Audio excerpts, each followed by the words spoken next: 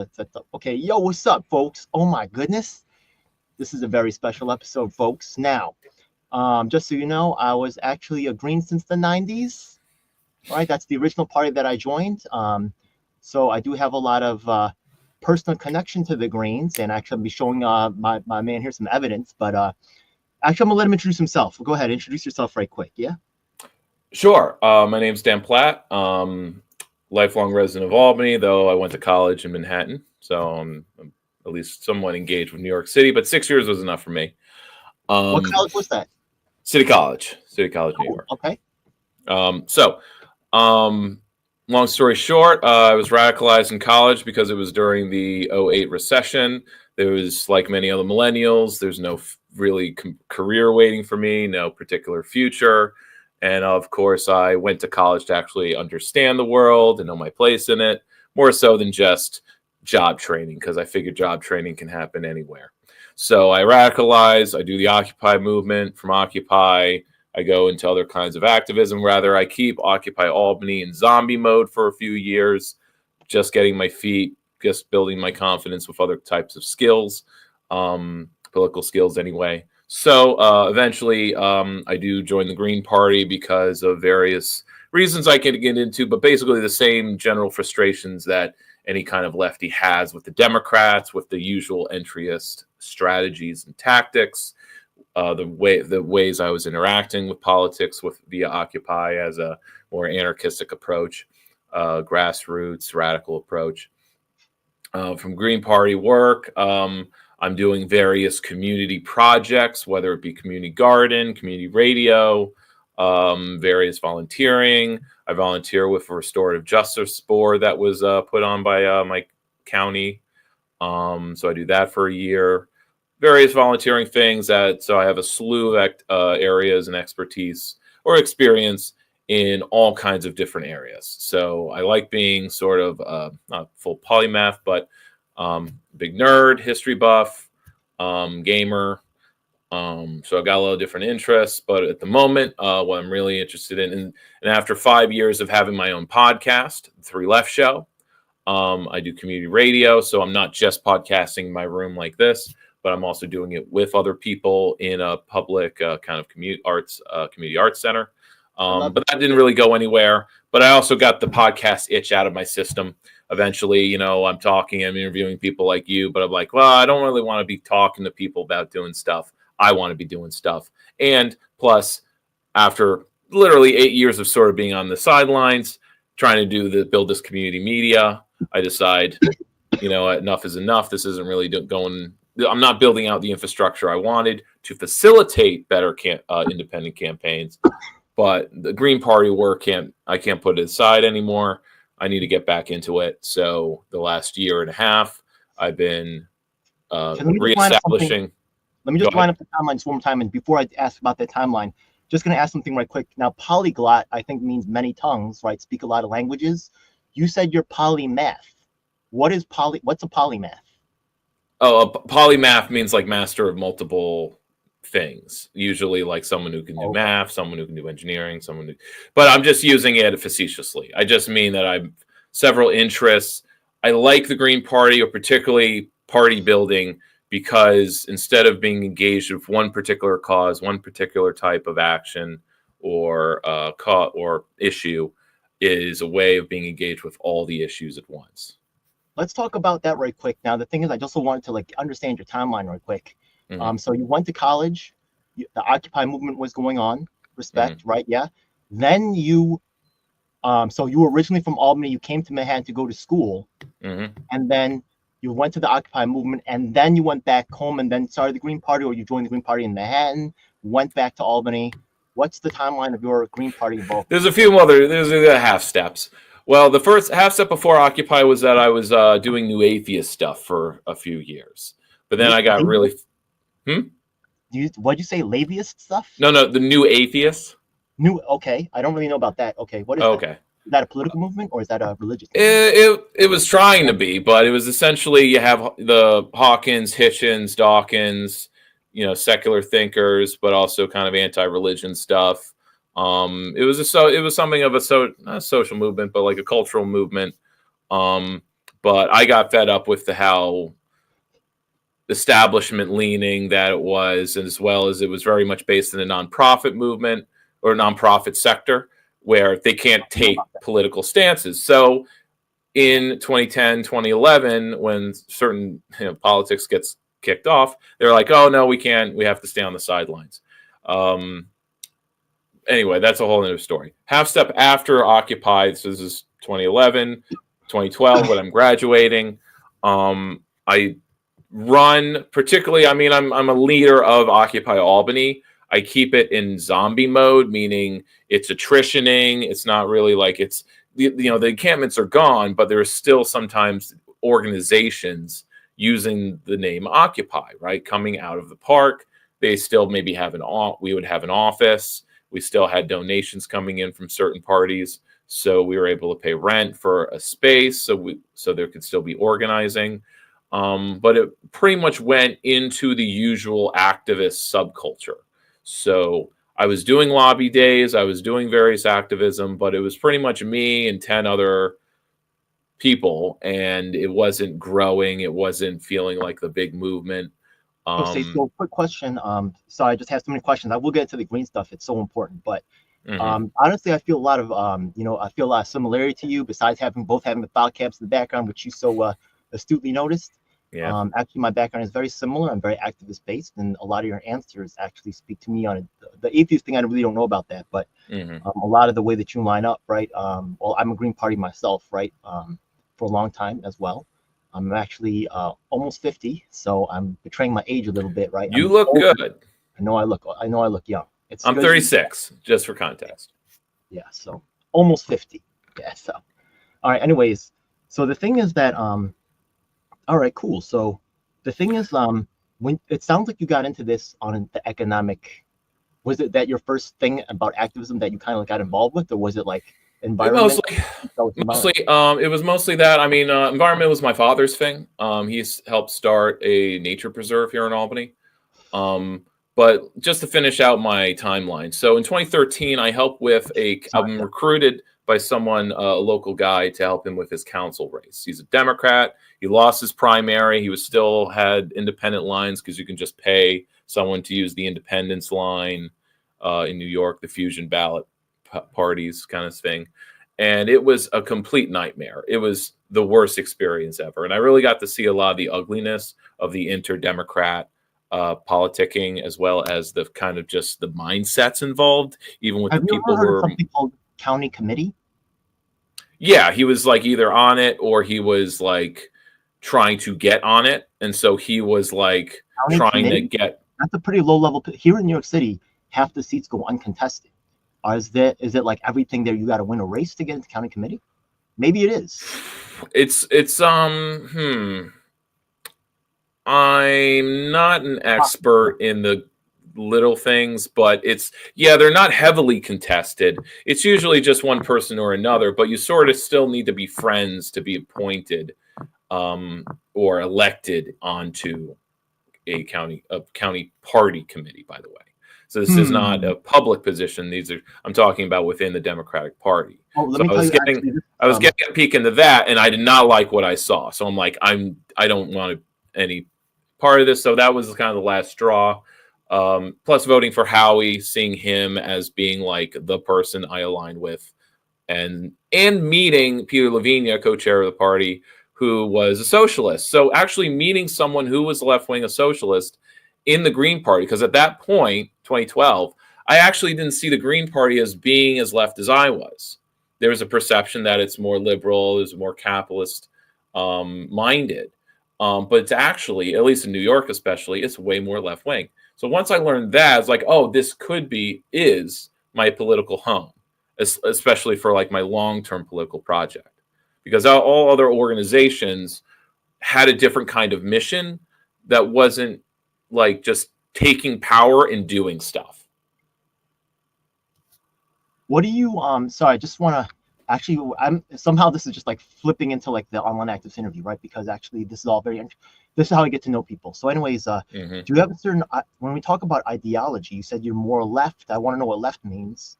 Also, you said Right. there's socialist. You said before you were an anarchist. I consider myself an anarchist, but I really don't like labels at all. Yeah, But I've heard you what say does that. socialist even mean, right? Well, how do you? What is left to you? What is your ideology, by the way?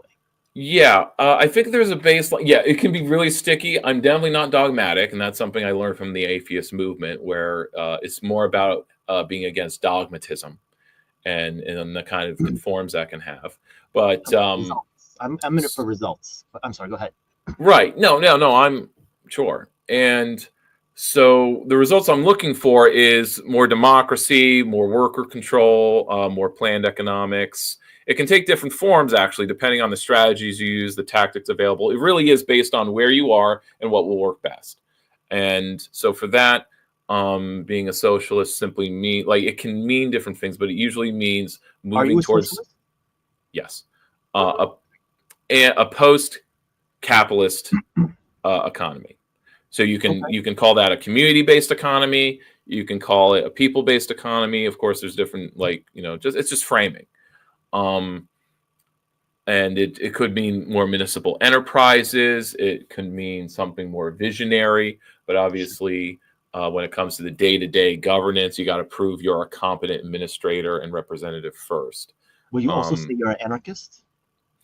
um, I can think of myself as a multi-tendency leftist. So my program, the Three Left Show, was where I talked about things from an anarchist perspective, a socialist perspective, and an ecological perspective, because my belief system is just that you need all three to have a complete, better politics.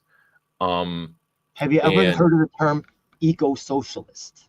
Of course. In How fact, do you feel the New about York Greens will use this term all the time. In fact, it's in our main it? Okay. brochure, Right. eco-socialist. So, in a when I'm mainstream politicking, I'll stick with that. Okay. Just to And refer to that Green New Deal, having a state bank, having the municipal. It can mean a municipalist platform. sure. It can Okay. refer to all kinds of different subcategories, which of course are up in the freak level of like political think. I'm Are thinking there about any this other all the types of time. political ideologies that you claim? Hmm? Are there any other types of political ideologies that you might claim? Um, I have Conservatism? empathy towards so many. Really? But I guess I could list the ones I don't like. I don't like the post left. I don't like the types of anarchists that are not communist in nature. Some people have this aversion to this thing called ANCAPs. How do you feel about Yes, ANCAPs? I'm on the side of the rhetoric. Of course, again, I do not want to be dogmatic about it. I don't But even know the rhetoric at all. okay, the rhetoric is that an ANCAP is not an anarchist because they will still put property rights before individual personal rights. Sometimes Because it's property rights, sometimes it's they're not. anarcho-capitalists and they put the capitalism before the anarchism, because the anarchism is about not having justifiable hierarchies, and Yeah. capitalism is made up of all kinds of unjustifiable hierarchies, or the Okay. justification is some appeal to human nature, or like, well, we're just greedy, sinful assholes, so Okay. we need to have some kind of orderly structure of property ownership. Okay. The next um, question, just so you know, all the questions that I ask all the on the online activist interview series are the same. So you can see over 100 activists from various levels of experience, from yes. beginner, and these are international, who have asked the same questions to over 100, right? So, anyways, the next question is, so I know about your ideology now, have some general sense now of the main points. If you have anything else you want to say, let me know. But Mm. sometimes to help us to understand your ideology, people say, "Oh, I'm like a what is it, a Roosevelt Democrat, right? Because I'm about the New Deal or something, right?" So Yeah, the yeah, thing is, yeah. I know I have people Nah. that help that are inspired by maybe your Malcolm X or Martin Luther King, maybe their Yeah. own political party. But is there someone who kind of like influences your own political ideology? Well, to me, politics is about the you want in the future, not looking back to the past. But as far as figures, I mean, there's figures like I can just point to the people on my bookshelf. Bookchin. There's leftists like the Paracom guys, Robert Handel and Michael Albert, pretty influential to me. As far as, yeah, I mean, that's the thing. So many different speakers have something to offer. To you, or what makes them notable to you? Why do those names come up? A deep analytical analysis of sort of what has gone wrong over the 20th century, at least on the left, but also generally government. But again, my heroes are not public figures as much, but more academic, because I'm just such a reader, I guess. But as far as people out there in public, I mean, I'm a fan of Howie, Green Party presidential candidate of 2020. He's older in years, so he doesn't seem to he doesn't have the charisma you really want, at least as far as any Green Party leaders. Because, again, we're a party of activists, so we don't really have that sort of process of grooming people to be really good on camera, really good at delivering speeches. At the same time, some people who give good speeches, like Cornel West, are not good organizers. I'm sorry. I'm sorry. You don't know. I'm at war with a whole bunch of people, and we're going to get to that later. Yeah, I was going to get to that first, but I'm really just enjoying getting to know you, because honestly, of course, however we end up after we find out what's going on with me and the Green Party, you know what I mean? That'll come later. But honestly, I'm really just enjoying learning about you, because I'm a student of this stuff. Anyways, the next question is, okay, so and if you want to mention anybody else, but you're not limited to just those people, is there anybody else who you feel like is influential to your any part of your vision? No, it's the people around me, the people I deal with on a daily basis, who influence me. Otherwise, I'm going higher level, and that's just writers, and they're not.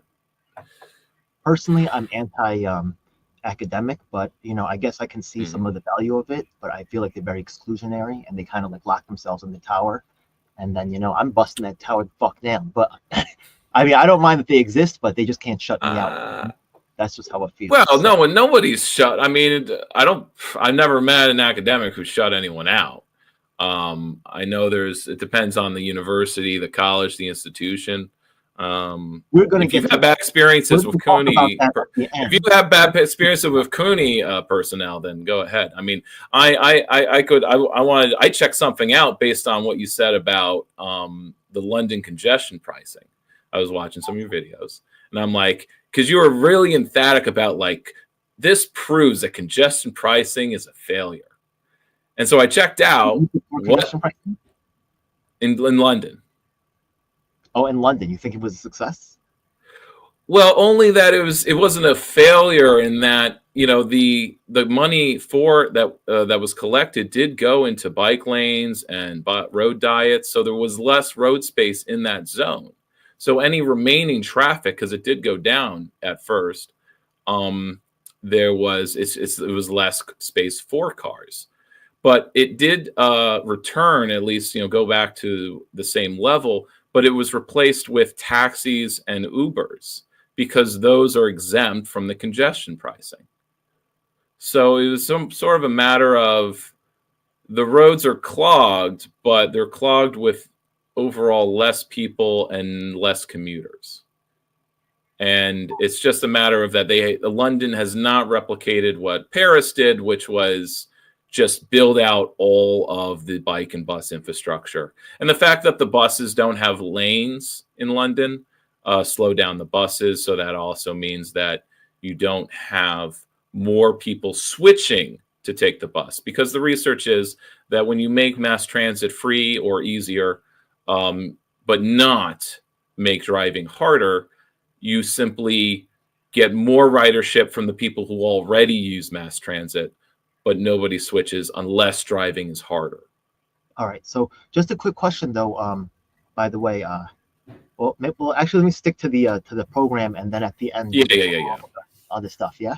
So, okay. The next question is, a lot of people come to this, like I said before, a lot of different levels of experience, and actually, I like your answers a lot, to tell you the truth. Like Occupy, I like your connection to the candidates, You're actually getting involved on the ground. Your It all answers. started with just tabling with me, just tabling, Yeah, talking with people. People come up to you, so it takes a lot of the stress off. I like And people. I am that way myself. I have voter registration cards in the drawer right here. You know what I mean? I'm that type. I got clipboards right here. You know what I mean? Yeah. Have you? So you saw my stuff about congestion pricing. Have you seen any of my other work? no, I just found, I did not watch tons of your stuff, but I was kind of sampling it, and Oh, good. your editing style is very fast. Oh, yeah, it is. So I'm not. Maybe I don't have ADD enough, but But the disability stuff, I don't know if you've seen any of my work with that, right? With the accessibility pedestrian signals and the costs that they charge per installation. I think it's $30,000 per intersection.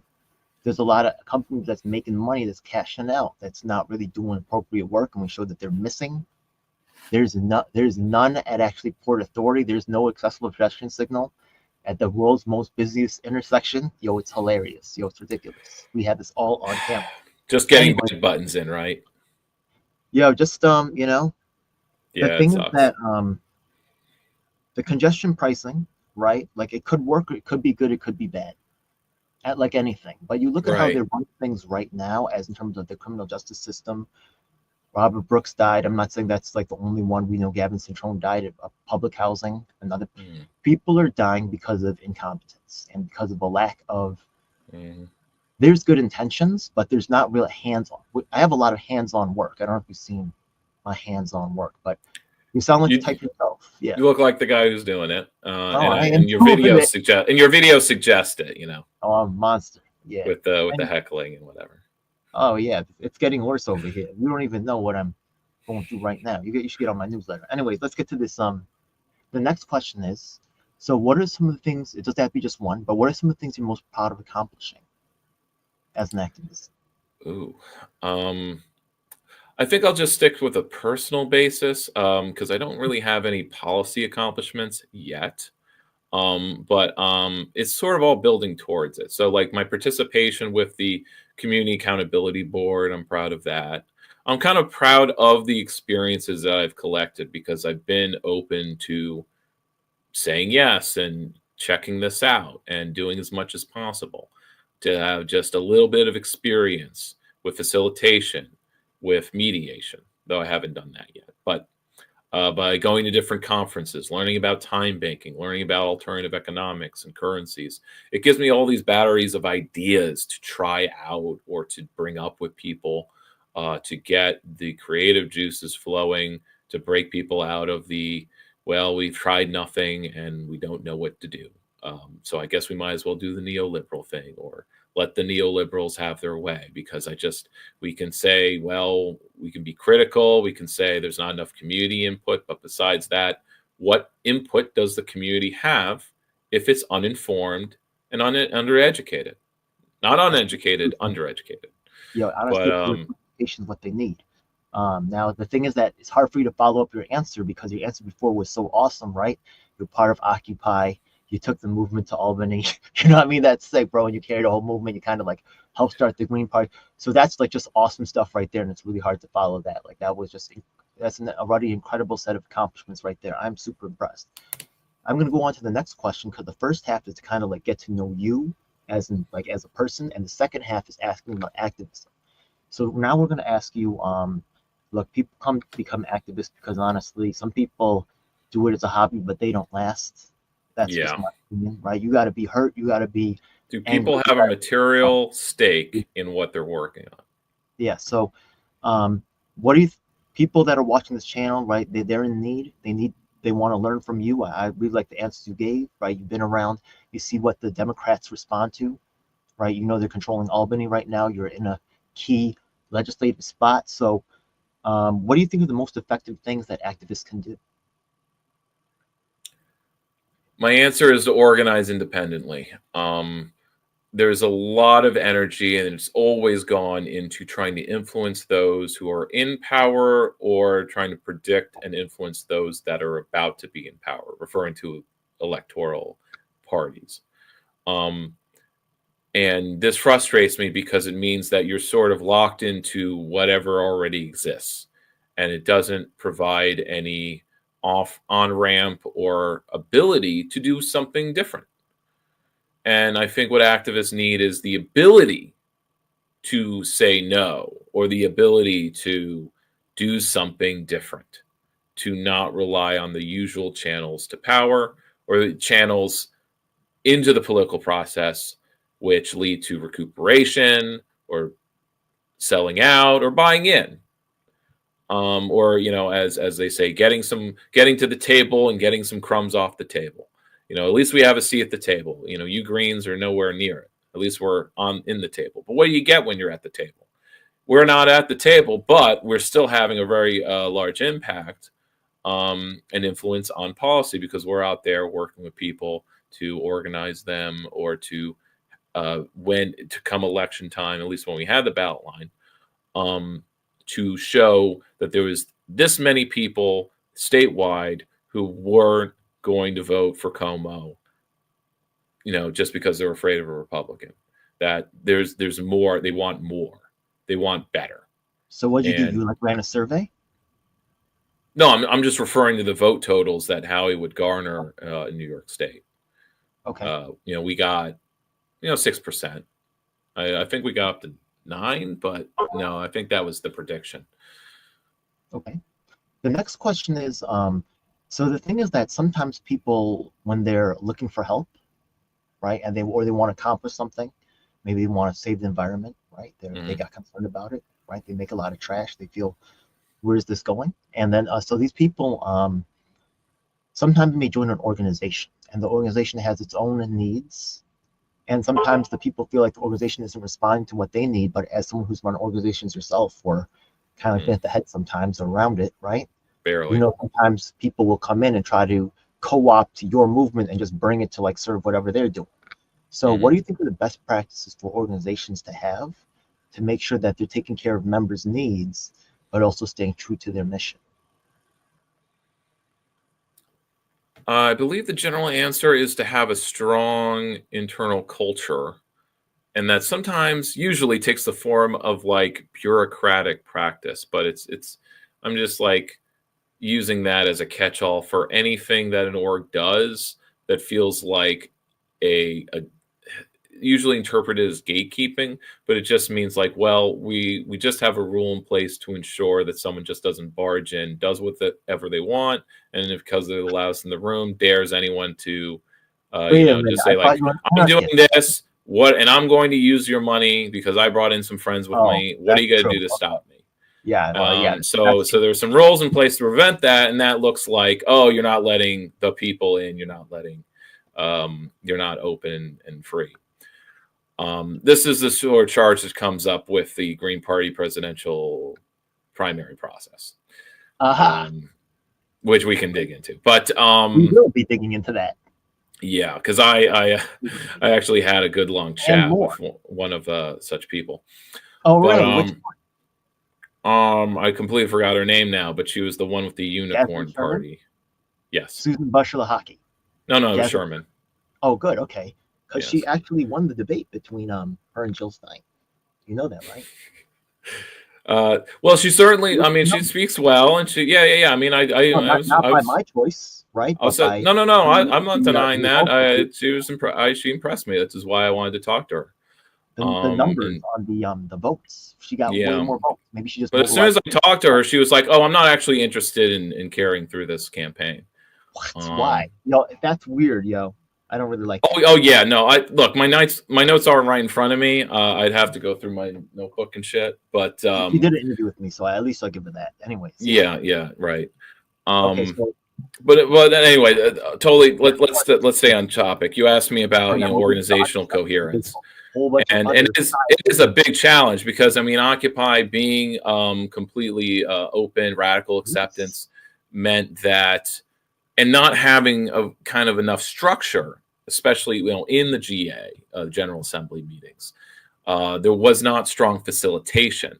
So if you do have strong facilitation, regardless of what rules or structure you have, if you have good facilitation, things can generally work out. You can pick out the people who are just there to troll or corrupt in some way.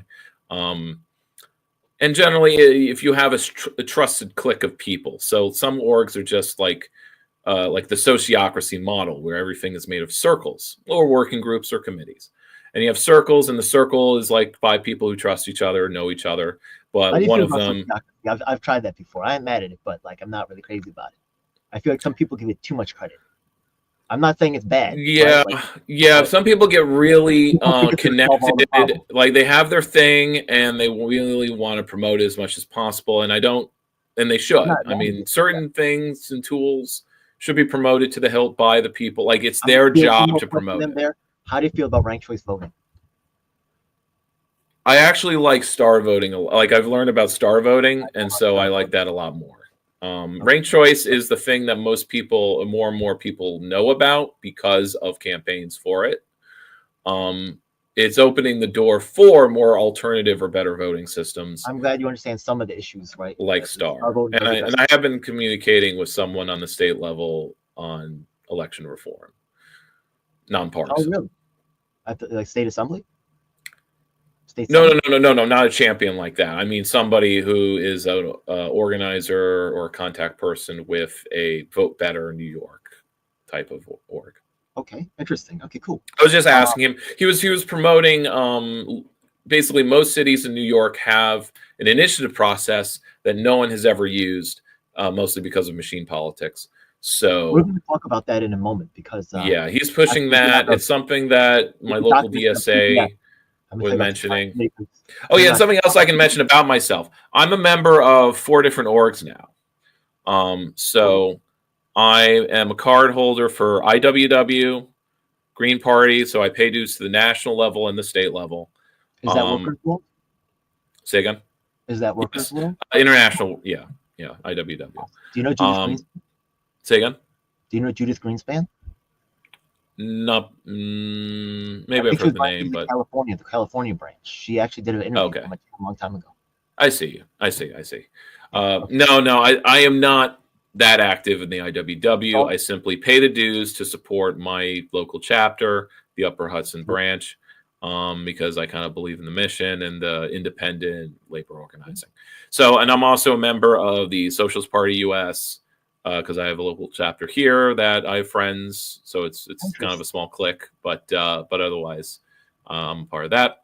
And this year, I finally gave in and became a DSA member. So this is mostly so that I could ask for their endorsement, but I'll stick it out. Um, Okay. See where things go this year. All right. So the next question. Sorry, I just there's a lot of personal history I have between these groups, so I'm just going through my own thing. But Right. I mean, I too have hopped around okay. between various, not political orgs as much, but nonprofits. Like I would give, like around my area of Albany, New York, I was trying to look for a project to do, something to really connect with, establish myself, maybe even start a career in the nonprofit sector doing like post-capitalist economic stuff. And Hmm. it was just one disappointment after another because I was running into megalomaniacs, narcissists, sociopaths, snakes, You don't get boards that in that are, politics? What are you talking about? say You're again? in. This is politics, man. You knee deep in all of that. Right. But I would give them about 3 months of my time. And if it looked like this is a total dead end, I'm not going to get anything out of this personally. And Yeah, I'm definitely not, this isn't going to turn into something where it's a job. yeah, I'm Right. gonna I tell you don't want to be something a real fast. volunteer. I can't be a volunteer for 5 years. I do have bills. So, Well, I'm gonna tell you about a cool little thing after this. But let's sure, maybe sure. help you look into some of the solutions to that. Okay. So now the thing is that being an activist, you've been an activist for like maybe 20 years now, something like that, maybe a bit more. I'll say 15. 15. Okay. So now like you've come a long way. Now when you first was an activist, maybe you had a certain view of things, and now maybe after you're going through all your experiences, which are significant, maybe you see things a little different. If you could go back and tell yourself something when you first started as an activist, how's your perspective changed? Like, what would you tell yourself?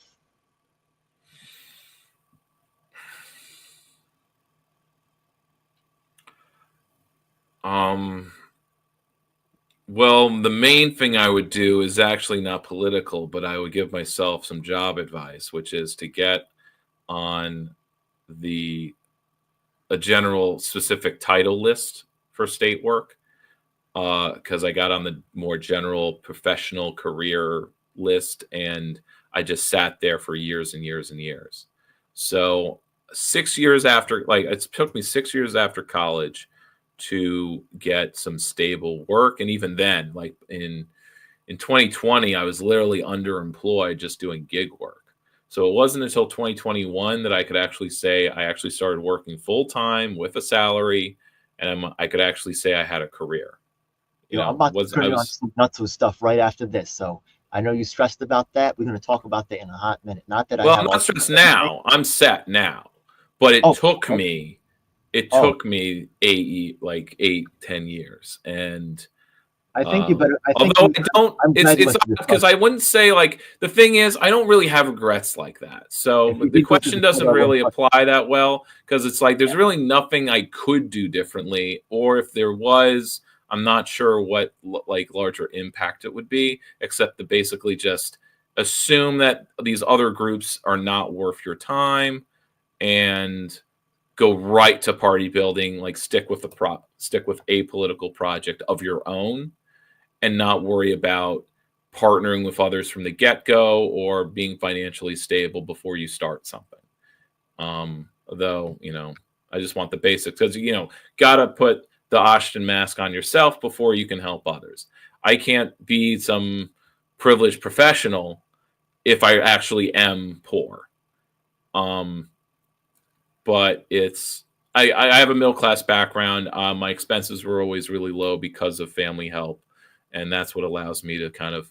But I do want to always avoid being a hobbyist. I always want to avoid, like I've always had these things in mind since 2011. So there's not really anything I'd change. Um, Only that, like, I'm gonna put you onto some yeah, some yeah. cool Anyway, tools in a hot moment. Yeah. sure, So sure. look, I'm really a big fan of yours already. I know that you said that do you have a podcast still, or you said you go on the air? It's not active, but if you go to 3lefts.news, the full archive is there. You will come on my program again, won't you? Oh, sure. Oh hell yeah, I appreciate that. So I will be following up with you because I really find you fascinating. I really like a lot of the work you're doing. Having someone in Albany is fantastic, Hmm. and I do sympathize with a lot of your viewpoints. I feel like our lot of products are very, very similar. So I'll I feel that, host you if you need somebody when you visit the Capitol. yeah, well, absolutely. I live I very actually have really close. much there. Cool. There's a lot of buses going there all the time. In fact, you could even probably snag a free bus back to New York City and go back to Albany for free. That is Because an interesting, right? Or if I time it right, because hey, I pass. there's Yeah, a bus like every just freaking act day. like I came. I came with the group. But aren't there usually I lists might of, know like, somebody. oh, I could ask somebody. I'll be like, yo, what's up? This is my guy from Albany. You know what I mean? yeah. Can he ride back with you guys? And can he ride up with this other team? I'm going to ask in Mm. advance if you want. The thing is, I don't really have anyone in New York to visit anymore. I used to have more We're talking family, about, but okay. yeah, Yeah. yeah, Well, yeah. we'll see, right? So, anyways, the thing is that now that people, where can people, so you talked about your website. I think you said three, whatever. What was that Three on YouTube? News. Okay, so they look, that's a website right there. Cool. Mhm. Any other social media that you might be posting up on?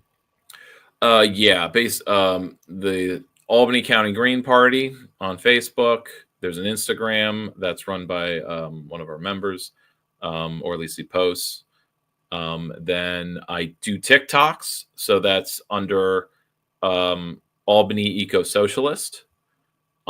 So what I'm doing there is to keep things short and have scripts so that I actually can make these things.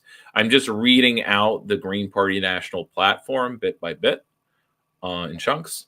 It's just as an educational service, as well as I give my takes on certain things while I'm doing it. Okay. So that's awesome. Really appreciate it. Now, the last question in the interview, then we're going to definitely cut to this other stuff that we're going to talk about, right? Hmm. But the first thing is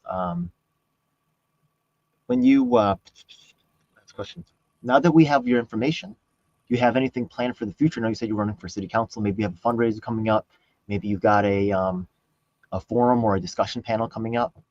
And actually, It's we can have some stuff with you and the guys in New York City. I'm already working with a bunch of candidates right now.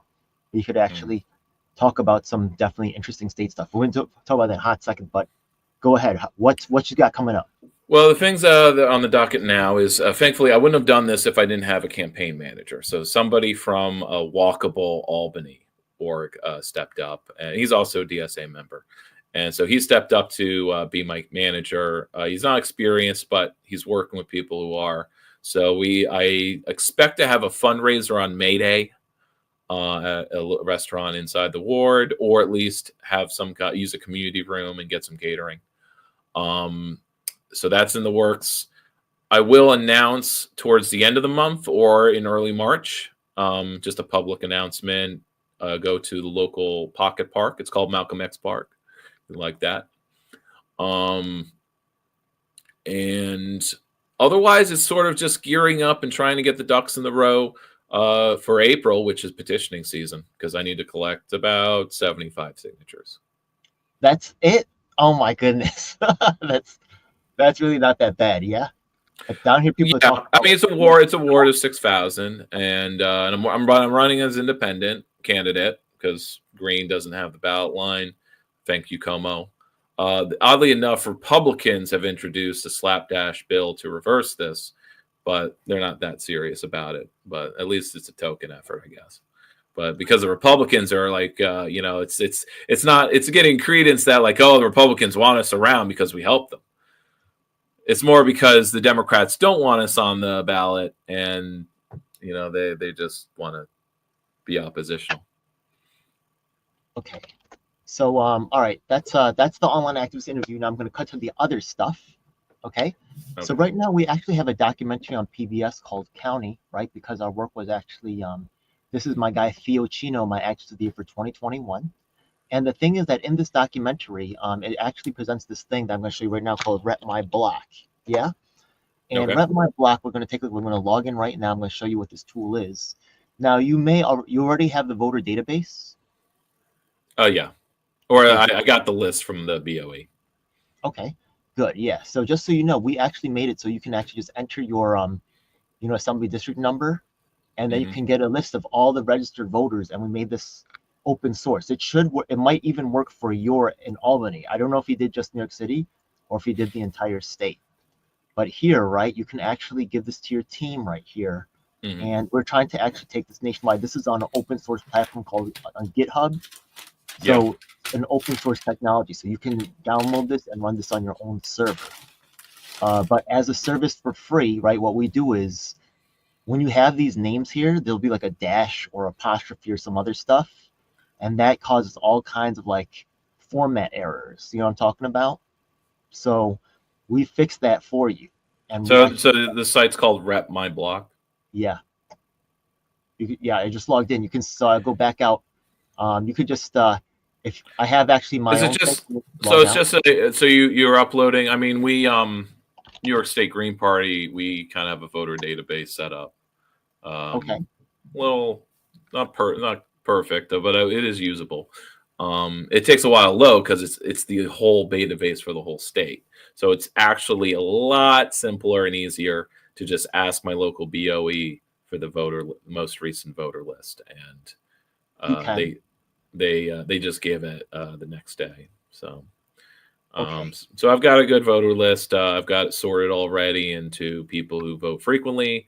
What I learned is that a third of the people registered did vote last year, even if they weren't frequent. So they could be new residents. We do have a lot of new residents coming into my ward. Wait a second, right? Yeah. Now you said before that you were petitioning, right? You're petitioning for other candidates or for yourself? Or both? No, I'm just talking about myself. I was talking about my campaign. You're asking about the plans for my campaign, right? You ever thought about, first of all, if you're running for city council and if someone's running above you, like mayor or something like that, here in New York City, I don't know about your location, but you can collect signatures for both at the same time. Is that true for you? So you can form like a line. If there were other higher level candidates, I would do so, as I did last year when I was collecting signatures for Stein. I was also collecting signatures when I ran for library board. Okay, I'm sorry, but Stein, I just have such bad history with Stein, bro. I'm just so sorry, man. I just hate her so bad. I'm so angry with Stein. Yeah. Anyways, look, it's the available candidate. I know you meant well. Okay. I know you meant well. I'm so Sure. sorry. I'm sorry to trigger you. No, it's okay. It's not your fault. You didn't do I nothing think wrong. a lot of the we can argue about like is the bad blood really warranted? Do you know anything about it or not yet? I know quite a lot. Oh, you do? Oh my goodness. Well, let's. Unless there's something I haven't heard, but like there's I don't know, there's a lot of things that just either come off as made up or like, oh, I was bullied at a state green convention, you know, and by our people, which is what Sherman was claiming. She didn't have any videos. She didn't have any receipts of anything. A lot of videos. You have videos of her being harassed? Of me harassing, what's her name? Jill Stein? Well, if you're harassing her, then I mean, you get the energy you put out. Well, we're gonna get. I can show you the evidence. Well, I mean, among equals, you know, I suppose there's a sort of like, well, public figures need to be above it all, and she sort of is. But her. Wait till you find out how bad this is. Okay. All right. So, all right. I'm gonna share some things with you. Hold up. Okay. Okay. So, like I told you, I was a green since the 90s. You're not putting me on the hot seat now, right? Because. Oh no, because I'm not dogmatic, you know. It's just like it is disappointing that we're sort of like we're stuck with the sort of candidates we can feel. I'm not saying we got to be thrown out. I'm not saying she's all bad or all good, right? Sure. Again, she didn't want to be the candidate. It's just that anyone who could step up to be a better candidate turns out to be a big asshole who doesn't want to work with anybody. You know, we're going to talk about that in a second. So, okay, so okay, let me just see if I'm sharing the screen correctly. Yes, I am. Okay. So here you could see 3 years ago, right? I'm sorry. Let me. By the way, I have history going back to the. I only started making videos about like maybe 3 years ago, right? Or with the Green Party. So the thing is that before that, I was actually, but I was in the Green Party in the 90s. Mm-hmm. So I joined the Green Party because I tried to get some work done with the Democrats, and then they said one thing to my face, and then when the chamber did something different. So I saw immediately this was not going to work. So I said, we need a third party because these people can't be trusted. Yeah. So I helped them look for candidates, stuff like this. I've also had the only third party independent candidate debates and forums in New York City. Now, the thing is that, okay, so let's get to, do you know about this guy named Robert Shields? It's not ringing a strong bell, but okay, so Robert Shields is from something called Green Party Alaska, and you might remember this is him. Oh, yes, there's something of a split. There's a rigmarole up there. You have the issue with the he drafted Jesse Ventura, right? Yes, right. Yeah, that was so. The thing is that now, right? They call themselves Green Party Alaska, and I have the evidence of this in my videotape. Right, but they're not affiliated chapter of the Federation because the Green Party National is a federation of state parties, and the state parties affiliate based on certain rules and conditions. And if you don't meet the conditions, then you're disaffiliated, like the Georgia Greens when some schmucks like passed an anti-trans like. So you agree with? So you don't agree with because the thing is that when the Greens were first built, right? Maybe you know about this, right? The Greens were built with local control. Yeah.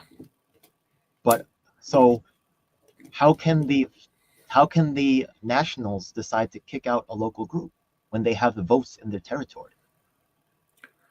Well, affiliation is a two-way street. So if the local can consent to being affiliated with the national, but the national also has to consent to be affiliated with the state. And if the state is, in the case of, let's say, there's obviously different striations of like being bad faith actors, like in Connecticut, you had various states that wouldn't endorse or pull out for Howie because some state chapters aren't socialist. They're not like, left-wing enough. So they didn't like that, Howie, the socialist, took over the primary. He just happened to have more support. But go on. Show me what you got here. Okay. So over here, right, this is actually, People's You Party can. stuff. This is actually me with our revolution. This is over here in the background. You see, this is Aaron Foldenauer, and Okay. Aaron Foldenauer was Cornel West's lawyer for his campaign. Did you know that? Okay. You can look it up. I can All show right. you right now. I'll You take want your to word see? for it in this case. Okay. Well, he was actually running for mayor at that time, right? I'll show that in a second. But this is Okay. also New York City Yang Gang. This is also New Jersey People's Party. Over here, this lady's from Our Revolution, New Jersey, and they will introduce themselves. This is the daughter of actually a mayoral candidate and also a mayoral candidate, and we're here in front of Schumer's home. Mad cops around. You're going to see them in a moment too, right? Yeah, right. Okay. You see all the cops in front, and then they try to. You're going to see mad numbers of them passing by, right? Anyways, yeah. So you're protesting Schumer. well, the thing is that, right? I was Schumer's done actually that. New York State coordinator for something called the People's Party. Have you ever heard of this organization? Oh yeah, Okay. So the thing is that the People's Party, I know right? you're a I was People's a Party state, guy. I was the state lead, okay, and 5 generations of people in New York alone. Okay, there was 7 generations of national leaders who took on the national party, calling out theft and abuse. Okay, and the thing is that they had a lot of celebrity support, didn't they? Where did all the money go? Why is there no third party? What is going on? Cornel West was on the advisory committee, right? No, I have video evidence. Not only that, I have. You want me to show you right now? I have the video evidence. Yeah, you want to see? Well, I understand that, and I've paid attention to the inner struggles of the People's Party, or at least what's talked about on certain shows, which you can criticize, of course. I've been erased from that dialogue. Have you ever heard about my work? No, and I'm sure you could say much to it. I'm not the only one. I'm telling you right now, there's also someone named, I'll show you the video right now. You got to see this. This is nuts, bro. Okay, so there's this there's a guy named Jonathan Martin. He's one of the few parties professors of third parties in the nation. Right. Professors, yeah. He looks like freaking you might recognize him. Does this guy look familiar to you on the top right-hand corner? Give me a second. I joined a movement. This guy look familiar to you? He used to be on some of the shows, but he got canceled because the thing is that he called out the People's Party, as did I. There was, remember I said there was 5 generations in New York alone and 7 generations nationally, and all of them were blackballed by the press, even the independent press, including, unfortunately, people that fuck with Jill Stein, and Jill Stein herself is also engaging in this blackballing, gatekeeping bullshit. And I'm dead serious, bro. And I feel like there's do you mind if I just sort of respond and give a take? I got more. So I'm just giving a general take. We all have different perspectives because one can have interactions with a figure or somebody online that are completely opposite than another. Or in this email chat, this person's a tarot. You know, and hopefully, I mean, hundreds of thousands of dollars. You don't want to we don't. I mean, your channel can be a place to air such dirty laundry, but it's sort of like I like the rule of keep it in the chat. You know, when you have negative stuff. But here's my take. That there's sort of a hierarchy of sorts where like at different levels of media exposure and whatnot. So like the Greens and other third parties too have this issue where we're not covered or invited frequently. We can be if we're active enough in putting out press releases and making ourselves available. But let's say the local TV station, the Spectrum News one, they're not going to go to the Green Party for a soundbite every time, or they're not going to cover, say, when Howie Hawkins or the next person we run for governor, when we have a gubernatorial race. They're not going to cover them week to week. Most people, they barely cover the governor's race of Como, week to week. But they'll cover, governor or any Democrat because they're the ones in office making the news. But because until we are making the news, we're not covered. And well, hold on. Let me. The thing is that, right? Jill Stein, she is covered. Please, may I finish though? I'm so sorry. Yeah. Okay. Go ahead. Yeah. So, go ahead. Just finish the point that a similar process can affect the People's Party, which is even lower or smaller than the Greens. That until the People's Party builds up enough and starts doing things and having some tangible results of sorts, Okay, that wait. the You said they're blogosphere is not smaller, going to talk about but that. how are they smaller? Because as in terms of money, they definitely was raking in big time cash. They had the celebs on point. They was clocking 30 G's a month, bro. At some Okay, point, so what were you guys so was the party clocking that? That's a lot of dough, bro. Like I'm okay. not saying you're right as in terms of like actually getting shit But done. how many People's Party chapters have been formed? You Oh, know, they Staples dissolved. chapter. 14 states left, calling out the corruption and bullshit. It's not Mm-hmm. just me. 14 states left. All the states that they had Right. because of the bullshit that was going on at nationals. Not just that. I have even here's okay. If that's not enough to get you mad, the theft and sexual abuse that happened with I'm certainly mad about it because again, that was it's a top-down party. You had a national with Nick Braga and his dad. Who said it's top down? Okay, sorry. Okay, Jill go on. Stein? Because No, Jill Stein went and hang out with Nick Braga. no. I'm not. No. I'm going off of my own perceptions. Okay, you're talking to me. Jill Stein went and hung out with Nick Braga at the Rage Against the War Machine event, and let me tell you, thanks for letting me speak this because this is deep to my soul, bro. Mm-hmm. Okay, I'm Elf because I'm the small one. I'm the one who's not really acknowledged. I'm the invisible one. I'm the one who does the work and doesn't get appreciated. I'm the one whose problems don't get acknowledged. I'm a victim of fucking war, bro. And all my life, I work with the disabled, right? I'm actually trying to be evicted right now. I'm about to be homeless on the fucking street, bro. Dead fucking serious, right? I've been homeless at the age of 16 because of the violence that I faced growing up, which is not acknowledged by this country. Because if my people never suffer, then I never have to have anything made right for me. So the fact of the matter is that, so I'm not here to just cry about that, but it's because of I'm a war victim, because I've been displaced, because my numbers are small. That's why I work with the disabled, people that have been wrongfully incarcerated. And you see my body of work. But the thing is that, right, as in terms of war victims, let's look at the Palestine thing. They're on the same timeline as Korea, right? So why are Koreans excluded when it comes time to talk about war? They have the Rage Against the War Machine, who? Jill Stein, who's in the top 5% of the 1% Occupy Wall Street. Yo, she's so rich. And she only goes on Sabby Sabs. And she won't go on mine because she's blackballing me along with Jimmy Dore, along with Nick Braga, along with Cornel West. I swear to God, I got the footage. I have Muti Ojamu Sebru, who's directly tied to Mumia Abu Jamal, who was in the state when Mumia Abu Jamal was admitted to prison in Philadelphia, Pennsylvania. Right, that's not the only guy I know from Pennsylvania, right? But Mutu Jamu Sebru goes to Corner West, and I can show you the video of him saying, "What about DGL7?" And then Corner West plays dumb. My people's getting at him everywhere, dead serious. And the fact of the matter is that just like there's Puff Daddy, there's gatekeepers in this world. The celebrities that you see on the screen. I love what you said before. Trust the people that be with you, not the ones that they give you. You know what I mean? The people that you interact with day by day. Don't do one-way relationships. That's what you was talking about from day one, bro. Look, if Jill Stein ain't helping you, fuck Jill Stein. And I'm sorry to say, but she's victimizing a war victim. They there on stage taking the money. So, and the same thing is true for Medicare for All. And I can show you the Medicare for All march where I had you got to see this one. Wait till you see this shit. Maybe this is okay with you. I'm going to show you what these people are involved with. Probably not. Yeah. Oh, I'm just getting. Okay, so the thing is that you ever heard of something called the Sugar Hill label, Sugar Hill Gang?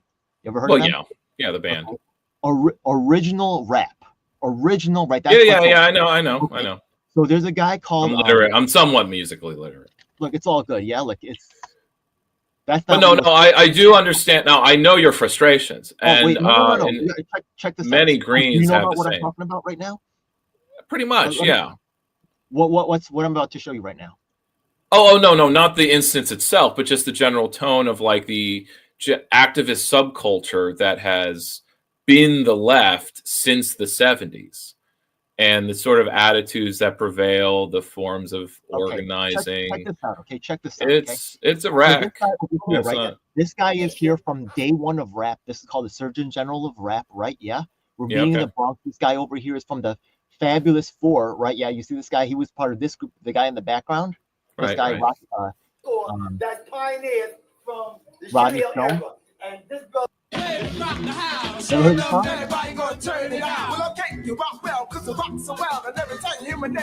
You heard that right now, but what's the context? So you were at the Medicare for All rally and you met him. So we were booked to do that event. We were canceled because by fucking Lee Camp And this guy, it's all about their friends, their celebrity friends. They have it locked off, and no one's allowed to enter that stage. And I'm going to show you. I have even more. So there's a guy named. I'm not the only one. Dak Rouleau has on camera. He asked every presidential candidate in 2020. I don't know if you support Assange. I think you do. You're an Assange supporter. Of course. Okay, so look, I am too. So not for president, but yes, not for president, but I very much respect and presidential candidate. And I wish him well. Okay, so what he did was during the presidential race of 2020, he found every candidate, right? Tulsi Gabbard, Bernie Sanders, right? Yeah, yada yada. Elizabeth Warren, Andrew Yang. He asked every single one if they would support the freedom of Assange. First Jimmy Dore tried to steal his work. Then, right? No, I'm dead serious. I have the testimony. No. Sorry, that wasn't a I don't believe you hump. That was Jimmy Dore's an asshole. Like the music industry. Then what happens is, right? They try to screw his girl out. That's now his wife. He didn't say that in the video. I'm gonna tell you that to your face. Check up with him if I'm lying. Go ahead, ask him. Right? That's how shameless these people are and disgusting. Then, not only that, right? I'm gonna get to some other deeper shit in a moment, but then the thing is that okay, let's get to the deeper shit right now. Okay, so Scott Ritter, right? All of a sudden in the anti-war movement, he's become on the front stage, right? He's a local. I interviewed him on my show. Yes, but he disappeared for a while, but then he popped back up in like he got carried by Jimmy Dore and that whole network. He's really being shown a lot. Yeah, the feds were trying to pin something on him, and I did ask him about it. But he was gone for a while. So why did they bring him back? I'm gonna tell you why. They brought him back because before they can have an actual war victim like myself, whose whole life has been affected by being marginalized and who understands how generational violence is passed on but not talked about. Okay, and the struggles that war victims go through. I have also put it myself emailing every single consulate of every single country in Asia and Africa, telling them about how war victims are treated. And I've emailed all this to Jill Stein. She doesn't give a damn. Because you know why? Before they give an actual war victim like myself a chance, they're trying to normalize Nick Brana and Caleb Maupin's sexual transgressions. Do you know about Nick Brana and his sexual assault charges? Yes. Do you know about? And look at the timeline. That's exactly when Scott Ritter starts getting big. Exactly right after that. Tell me I'm wrong. Go check the timeline for yourself, bro. I ain't lying. Look, I'm not saying Scott Ritter. Maybe it makes sense that weird things happen, but they brought him out all of a sudden. I'm telling you right now. He's being used, and I'm not saying he doesn't get to have a voice, but y'all got to realize what. But certainly, you have a legit complaint in that you haven't been platformed. I'm about to, name one war victim from Russia, Ukraine. Name any war victim that they have on their fucking shows while they talk about our issues. Fuck you, Jimmy Dore. Fuck you, Jill Stein. Rage Against the War Machine. Yo, that's such an insult, man. Yeah, it was very divisive isn't the right word, but the Rage Against the War Machine was not a reparations event and exclude black people. Why don't you go ahead and do that, bro? You know what I mean? You all are insane. There's it annoyed me how much politics surrounded just the holding of a rally that to me didn't really have a lot of political import in the first place. Like this was going to be like the big thing that mattered. The plane rides around with Nick Brana while he stole hundreds of thousands of dollars, bro. Tell me I'm wrong. Tell me they don't have that money. I have testimony from other state leaders that confirm that's so Jill. So it's one. So Jill Stein's in on it. 100%. She's in. Yes. She's palling around with Nick Brana. Yes. Not only that, she's covering up for them, and she's with the corner. Okay, so the thing is that it's not just me. I'm going to show you this. Let me show you this footage right here. This is crazy. An indigenous man. I feel like there's a total Green Party Alaska. You know why? They recognized Green Party Alaska, which calls itself Green Party Alaska, and they were pushing the Aurora Party. Did you ever see the Aurora Party website? There's nothing Green Party about it. It's only Cornel West. Who set that up? The consultants. They don't give a shit about the average person. Why is there not Aurora Party if the Green Party Nationals is going to push Aurora Party over Green Party Alaska? And let me show you the footage of indigenous I have more. Well, it doesn't. It's not about ignoring certain people. It's about indigenous people, bro. Being Palestine aggrieved. Your own indigenous people that are elected to office. It's about putting Jesse Ventura before actual Green Party primary candidates. They had a vote, bro. Like, it's local control, man. Like, you're gonna recognize them over there and push. What did Aurora Party do for the Green Party then? Okay, so take that stance. I ain't mad. What did Aurora Party do for the Green Party? What did it do besides promote Cornel West? Well, I don't know. I'm not here to defend I do know, and they one did or the other. There is nothing about Green Party anywhere. Let me see if their site is still. Well, sure. I know there's not much there when it comes to Alaska. I have it recorded. I recorded everything, and I have the testimony of it. Remember what I said. I'm very much focused on the hyperlocal here in Albany, because that's smart. Bottom up is the focus to me. So the higher level party stuff, I because of what I encountered in 2016 when I went to the convention in Houston, because of what I encountered in 2020, where I reach out to people who were doing and also ran with the primary, but I do want the Green Party to have a proper national primary. It just so happens that whenever there's someone who looks legit and impresses me with how they're presenting themselves, to me in 2020, it was the guy. Like who? Like Justin Paglino? Like who's the guy in Tennessee or Kentucky in 2020? Jeff Young?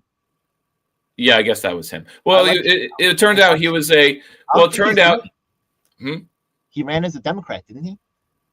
Doesn't surprise me. As the last one. But let me get through my anecdote. So I reached out to a guy who was applied and collecting signatures to. Again, like any green in the country can sign a signature. It's like, yeah, I'll sign your signature. Your website looks okay. I want you to be in the primary. I don't want anyone to have an excuse to say I'm being gate kept out, because usually when you look at the people who complain about being gate kept, they didn't do anything to participate. They didn't collect any signatures. They don't or they did, but no, they don't say I collected the signatures. But anyway. Let me just stick with what I can, my personal experience here. So I reach out to the guy and talk to him. This is just on online Facebook chats. And the guy just starts bad mouthing Howie, saying what a cheater he is, and he's gatekeeping him. I'm like, what's this about? And he just starts using slurs. He comes. Chad Wilson? Was it Chad Wilson? Yes, that's the guy. Chad Wilson. Is like that. Chad is like so. That. Yeah, so Chad was being a total aggro, flaming me, and I literally was just asking him what's going on. I want to sign your petition, and I'm trying to build a relationship, be all friendly, and he's flame warring me and calling me slurs of some type or another, or he's using slurs, and then I learned later that he's there to be a Jesse Ventura stand-in, because Jesse is taking his sweet time declaring if he's a candidate or not. I hope you watch this, Chad, right? Yeah, look, the fact of the matter is that, right, who are you helping? Okay, why don't you go out, right? Yeah, you want to spend all this energy and stuff like that. I am mad at that, right? Go out and actually help somebody, right? Yeah, that's all I got to say, Chad. There's plenty of people to help in Kentucky, that's for sure. And the same goes for, although it's a different case, it's not completely the same. But when I reached out to damn, you said her name, Jasmine Sherman, because she impressed me during that third party debate. And I'm like, hey, I want to make sure that you're on the ballot in the primary, or reach out to you. And I was interested in being one of her delegates, and I followed through, and I was her only delegate in New York, even though she had dropped out of the race, not shown up to our convention. Even though she was invited, but I'm pretty sure that in either before or after, she and others were saying, people say they're not invited when it comes to when I'm there in the meeting hall and we're just waiting for them to the space is there for them to show up, and they don't show up. So I don't understand, and it's not like their emails are getting lost or anything like that. I know she was saying with the not Portland, the Oregon Greens, that they were messing up inviting her to the convention and stuff, and that they were being incompetent. Just I like Jasmine, but I'm going to tell you right now, I want you to work with everybody. I'm not telling you, right? I do have my problems with Jill Stein. But I told you my problems with her. I have one last little piece of that, right? Yeah, which I'd like to really maybe etch in right there. I work with anyone who isn't sus. And Jill Stein can be sus. Everybody. So, and I acknowledge that. Okay. Jasmine is like, her fundraising for org is being a landlord. Or no, it wasn't being a landlord. She was running Airbnbs. But all I'm going to ask is don't let them, if they tell you to cut me out or they say that I'm sus, like don't believe them and just work with me anyways, right? I'm not saying don't work with them, but don't stop working with me. It's always a matter of that. I mean, there's a guy I work, hopefully, no, that's too much tea spilling. I do good work. You're going to like it. But I'll just say there's somebody around in my scene who is kind of toxic and dogmatic. And he's basically been kicked out of every listserv and committee he's ever participated in. And he kind of like says like, oh, this guy hate him. This guy hate him. And when it comes down to why, it's a matter of like being really rude, and not just rude, but just like accusatory, having such high standards. I'm being simplistic here, but it kind of like, it's hard to parse because it isn't simple. Because he's a really good canvasser, a really good, sort of good activist, and pretty sociable when it comes to one-on-one stuff. But online, he's basically, I'll give you the example of what he did. We kind of had to basically gatekeep him by saying, don't speak for the chapter when you're on, he's doing our Instagram. But what he did was he was asking, our local chapter of Jewish Voice for Peace and the PSL did a film screening of a documentary about Gaza. So it was very anti-Zionist propaganda at a local independent theater. He worked there in the past when it was like 2 owners ago who were assholes. And he was just asking a rational, strategic question, but it was after the event had been a total success, sold out, and their proceeds are going to Gaza charity. But he was asking them, hey, are the theater going to give their proceeds to a Gaza charity? Sort of like, and sort of saying that they shouldn't have held it if they didn't negotiate such conditions. Okay. Before I said I want to say one thing, but now I have to say 2 things. I'm so sorry because you brought the PSL. So let me just get the first one in, right? Yeah. So the thing is that earlier I talked about my experiences, right, as in terms of being a war refugee, right? And the thing is that one of the reasons that I don't know if there was something called the Gwangju massacre, but the thing is that the Koreans, when the U.S. came, right, they were South Korea, not talking about North Korea, not talking about the Korean War. After that, right, they said they were ready for democracy, but the U.S. wanted to have some guy named Chun Doo-hwan, right, who was actually I don't know if you know the story or not, right, but he was actually very ruthless and hurting a lot of people. And they decided they want to have someone in power who could keep things under control. And they used a lot of these Korean, by the way, enforcing the dictatorship, military work in Vietnam and all the other stuff like that, right? So, exactly, this dictator thing, which the U.S. kind of is known to do, right? So the thing is that we had elections in Korea, but those things were ignored. So when you take a look at right now, as in terms of people having elections in the People's Party, which actually went for over 180 days.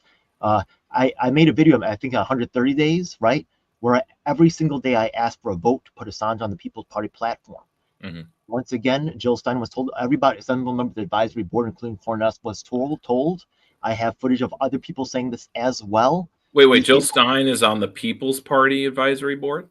She was doing stuff with them, yeah. And she was told at events about what was going on, and she ignored it every time. This was this year? I have footage myself telling her about these things. This was last year or? Years. And not only that, she's also, what they do to activists like myself and Dak Rouleau and other activists I can also introduce you to, including some of the strongest men in U.S. and New York State history, they're blackballing them, the disabled, like I told you about the accessible. I can show you all that body of work. You've seen some of that. Vincent Motor, the first man freed on DNA evidence in Philly, Pennsylvania history. Very important swing state. Also Ronald Long, his mother was the first black detective in Pennsylvania history, right? And he was on death row, but he was actually supported in his exoneration by Jim McGreevey, the former governor of New Jersey. I'm working with all of these people, but notice that Sabby Sabs, Jimmy Dore, Due Dissidents, none of them can cover any of these issues because they're all blackballed out because they're touch me remotely. Because they cannot have the truths about Nick Brana and the hundreds of thousands of dollars of missing money at the People's Party. They cannot answer. There's probably over $1 million stolen, bro. Dead serious. They were operating that shit for multiple years. Oh no! It's totally believable. With the Rage I'm Against just the World. thinking about like my critique. Gaza? Wait, I'm sorry. Let me finish the last thing, okay? The county committee thing. Also, you're highly misinformed about that. They're giving you wrong information. But let's go back to that. That's very important because that controls the judges. But let me go back to the second thing over here. So the fact of the matter is that sorry, I lost my train of thought. Well, things do work differently up here, you know. Like the city council, I think some of them, yeah, but county committee should still be the same mostly. Here, there's an election, and it's one male and one female per election district. Now, the thing is that a lot of those seats are vacant, and the party leadership can fill them in, but you can still run for it. It doesn't mean that you cannot run for it. They can substitute someone in, and they exercise that right all the time, and they even fill in dead people. That's in the PBS documentary that I was showing you earlier, right? Because not only do they control also the ballot process, they choose which machines get selected for the ballot election. That's going to be true for whatever party's in charge of your state. So the county committee, once again, they also choose the judges. So if you want, right, you know, a lot of times people get kicked off the ballot. The petitions, they got to be signed in a special way. We also, by the way, if you use the Rep My Block that I showed you earlier, it automatically generates the petition for you with all the information filled out in the right places, right? Well, our judges are elected up here. So before you were talking about money, and the thing is that if you help other candidates, the average for getting, but you only need to get 75. Oh my God. Well, what about people running for governor? They're going to need thousands, right? So maybe you could work for their campaign. And they usually pay about $2 per signature. And that's that could be some good money. You know what I mean? There's also sometimes field directors. Well, our gubernatorial campaign would be next year. Okay. What about Albany? And multiple times gets a lot of money. Jill Stein got over $1 million, bro. Did you get any money to help her out with the campaign, or what about Albany? Are you guys getting? Where's all that money going, bro? Well, for one thing, presidential campaigns are not the same as the national party. $1 million. And so we know that Jill has spent her money, the money that she raises cycle to cycle, mostly on the legal fees, because getting on the ballot is really expensive. Okay, wait a second. So I do believe her. The thing is that, right? I take her word. I take the talking point of they took the money they funneled to Cornell West because that's the elite's pick. Wait. Sorry. Why? What? They're trying to coordinate people. But Cornell's campaign was like not big, so I guess it was funded by something. But I assume that there was some amount of supporters. But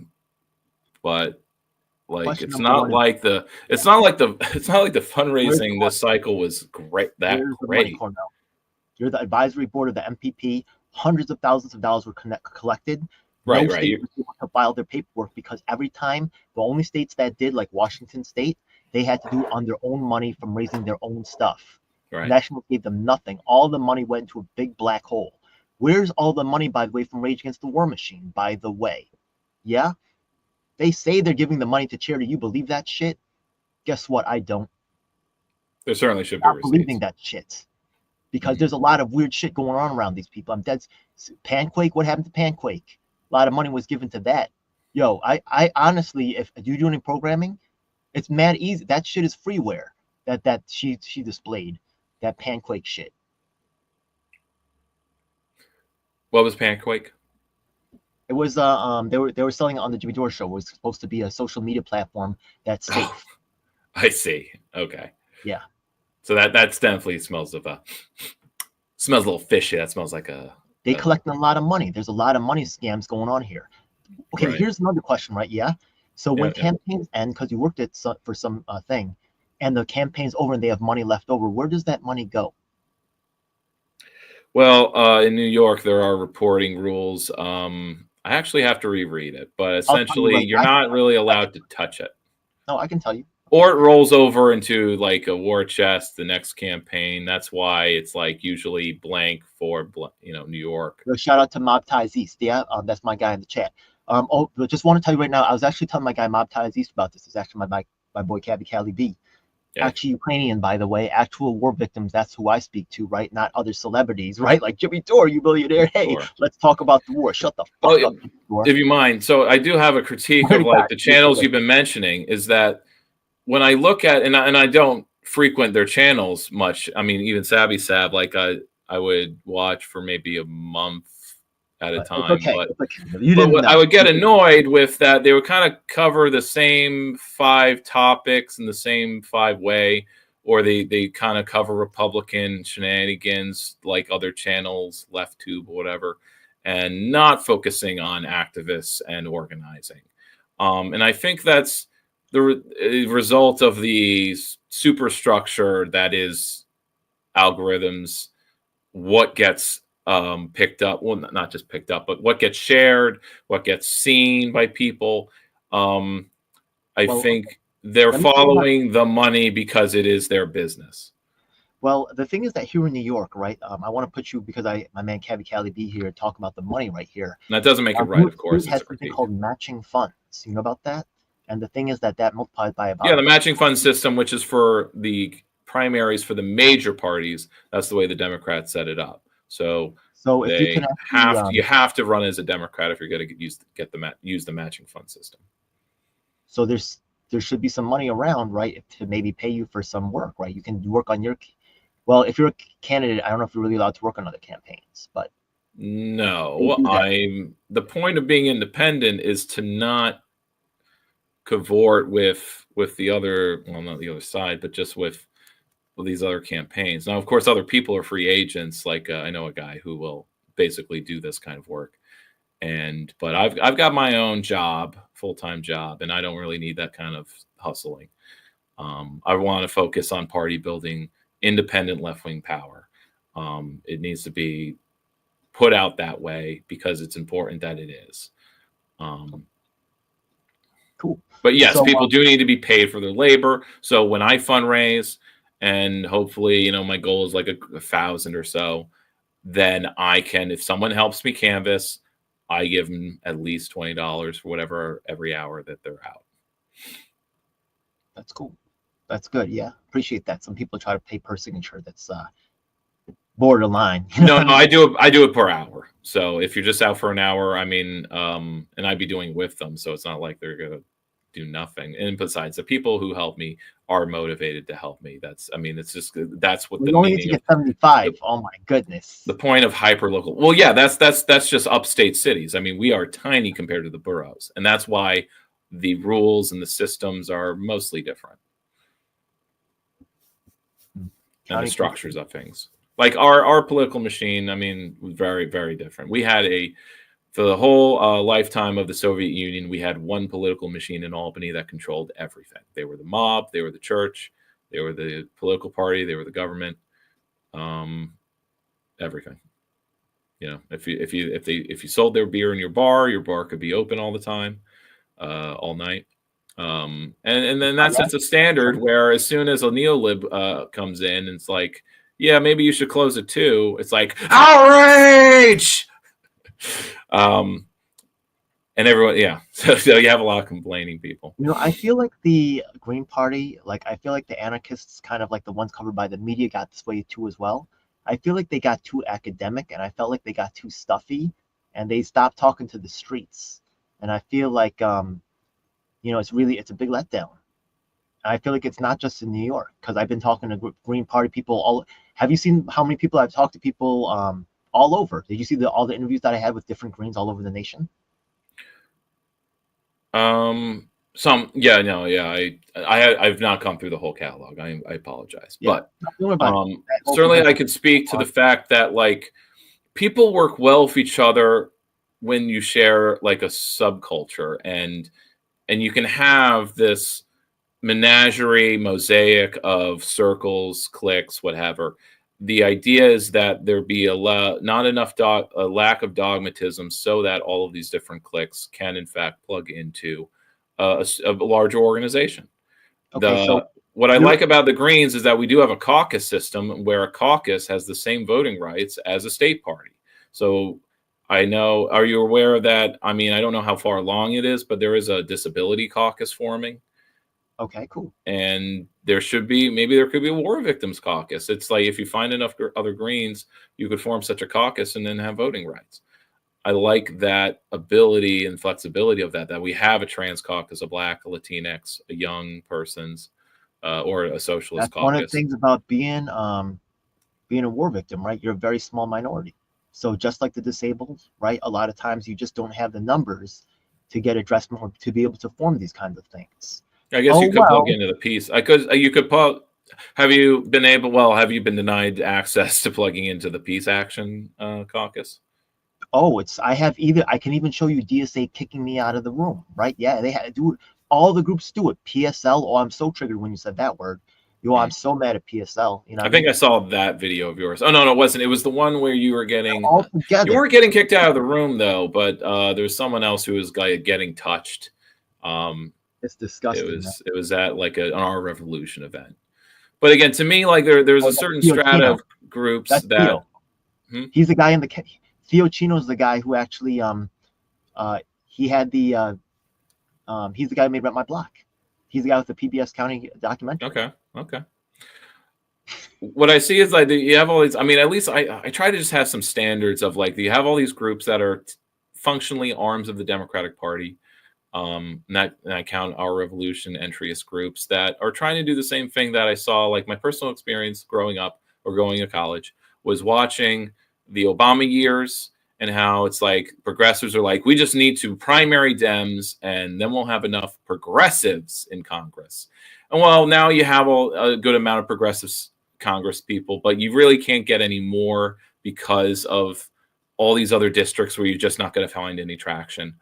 And it's just like, what are you even able to accomplish? Even the most progressive Congress people, they're the ones that are just stuck standing outside of the departments complaining about Musk. And they look super weak. They're not doing direct action properly. They're not forcing their way and getting arrested inside the building. If I could talk about the progressive thing for a moment, right? Yeah. Go ahead. Now, the thing is that, look, I'm a Green too. So like a lot of things like Medicare for All, I was sympathetic to. But after, right, I showed you, right, how myself and a guy from the original, right, thing of rap, and we were kicked off the program. So Lee Camp and his, I'm not mad at Awkward, right? Yeah, some white Antifa rapper, right? I'm not saying, right, he doesn't get to be a part of it. But you don't kick us off the program. You know what I mean? I actually worked as in pulmonologist office. I worked at multiple hospitals for 1,000 hours. I even worked as an advocate for patients. Was he given a reason why he was kicked off the program? No, they wanted to make space for this guy Awkward because he's the friend of Lee Camp. Just look at their shows. It's the same. You said earlier, it's the same people on all the time. Why don't they have Vincent Moto on, the first man freed on DNA evidence in Philly, Pennsylvania history? Why don't they have Mutuch? Why don't they have any state leaders from 14 states that left the State People's Party complaining of theft and abuse? Why don't they have any of those people on? Why is there no accountability for the hundreds of thousands of dollars missing at the People's Party? Cornel West joined the Green Party, jumped out because the infrastructure wasn't there, and because he's used to just having you guys say you're for helping the poor people. I'm a poor person. You guys say you're for helping the minorities. I'm a minority, right? Yeah, we're getting shitted on, but because y'all got like Cornel West, you think like it's all okay. It's not, right? This whole like taking the war victims stuff from them, it's insane. The indigenous people like Josh Haley from Green Party Alaska, elected as city council member as a Green Party. His name was elected as Green Party. And you know what? He was elected by his community to be city. But you know what? It wasn't even him. It was Robert Shields, really, who did it, right? But Robert Shields decided to have a vote. So fuck you, Josh. I don't care that you're Inuit. I don't care that you're indigenous. I don't care that you were elected by your community as a Green. We need to put Aurora Party, and I can show you the footage. All it did was promote Cornel West. There was not a single thing about Green anything. Well, I'm wondering why. Wait, why would a Wara party promote Cornel West when he wasn't our Bill candidate? Stein set it up with the money. Why would Stein set up? Wait. Why would Stein set up a group to promote West when he's not our candidate? Or is this just during the summer when he was our presumptive candidate? That's exactly what it was. And they actually worked together as a team. Her, Nick Brana, Angela McArdle's in on it. You look at the Rage Against the War Machine, it's actually a very sad time for the third party movement because also, do you know about something called Independent National Convention? I feel like I may have heard of it, but I don't put too much attention to it. You know about going through the FTC where you can see like the campaign finance contributions? I'm sure there's shady things there. If you go through RFK's stuff, right? Yeah. The thing is that for Tulsi Gabbard, she spent, because I was working very closely with the campaign. I can show you. I did protests in front of NBC, CBS, Good Morning America, right? I was the RFK campaign. Huh? The RFK campaign. Well, we'll talk. The thing is that the RFK campaign hired Nick Brana, who actually stole a lot of money, and also there was another guy called Trent Poole. I do think I remember reading that, but it was sort of like a almost done, yeah. Tulsi Gabbard spent $375,000 about to have someone to go all across the nation to get ballot access things signed. I think that Marianne Williamson paid about $275,000, and the thing is that there's a name Brock Pierce who paid like about $700,000. Okay, that's a little bit off, right? Yeah. Guess how much RFK paid the same company to do the same work? $8.5 million, bro. Right. 8.5 million. Does that make any sense to you? I'm aware that he was basically outbidding to have a monopoly of petitioning. The same firms. Company, same personnel, and so same job from $350,000. So the Greens in New York, there was no one that we could hire to help petition. There was just no one available because RFK had basically bought them all. A lot of money goes walking when these people are around. Jill Stein, Cornel West. A lot of money goes Rage Against the War Machine, People's Party. They're on the advisory board. They're legitimizing each other. I swear to God. Hey, look, I said my piece, right? Do your own investigation. But let me point out that something that Howie's been and other socialist Greens have been on about is to have to. And from the 90s, they were part of the section of the Greens that was more about making sure that the Greens is more of a social movement-based party that is accountable to its members. And that means having membership.